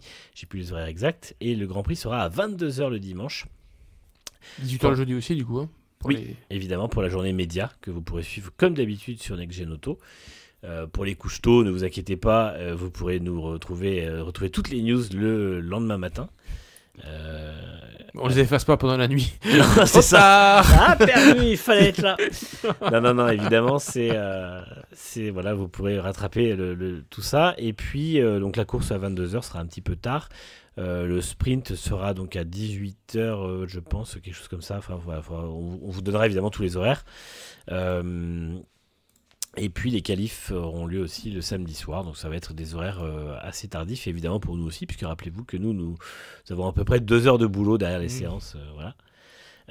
Grand Prix lundi à 23h, nous demande James Smith. Oui, c'est ça, on s'adaptera aux horaires. Après, c'est des horaires très bien pour les gens qui font des choses en journée, qui rentrent du boulot et qui se mettent devant la F1. Hein. Exactement, notamment eux, c'est vraiment bien. Le dimanche, ça permet effectivement d'avoir une journée complète tranquille, même pour nous, c'est pas déplaisant.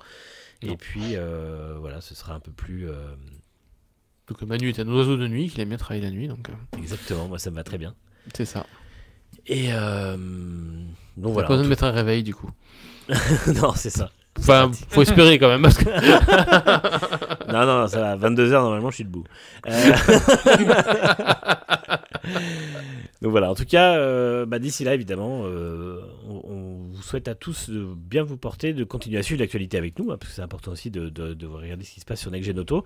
Normalement, il n'y aura pas de licenciement de pilote, mais on n'est jamais à l'abri non plus que quelqu'un prenne une mauvaise décision.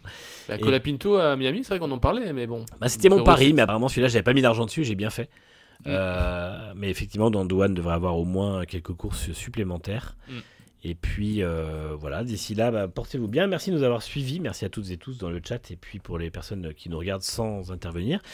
Merci Franck, merci Alex pour ce 4e débriefing de suite, hein, puisqu'on a enchaîné 4 émissions en 4 semaines. On va prendre effectivement un lundi de repos de notre côté. Enfin, repos en tout cas en termes d'émissions. Et puis on vous dit à dans 2 semaines. Portez-vous bien et on se donne rendez-vous pour Miami. Ciao, bye bye. Ciao.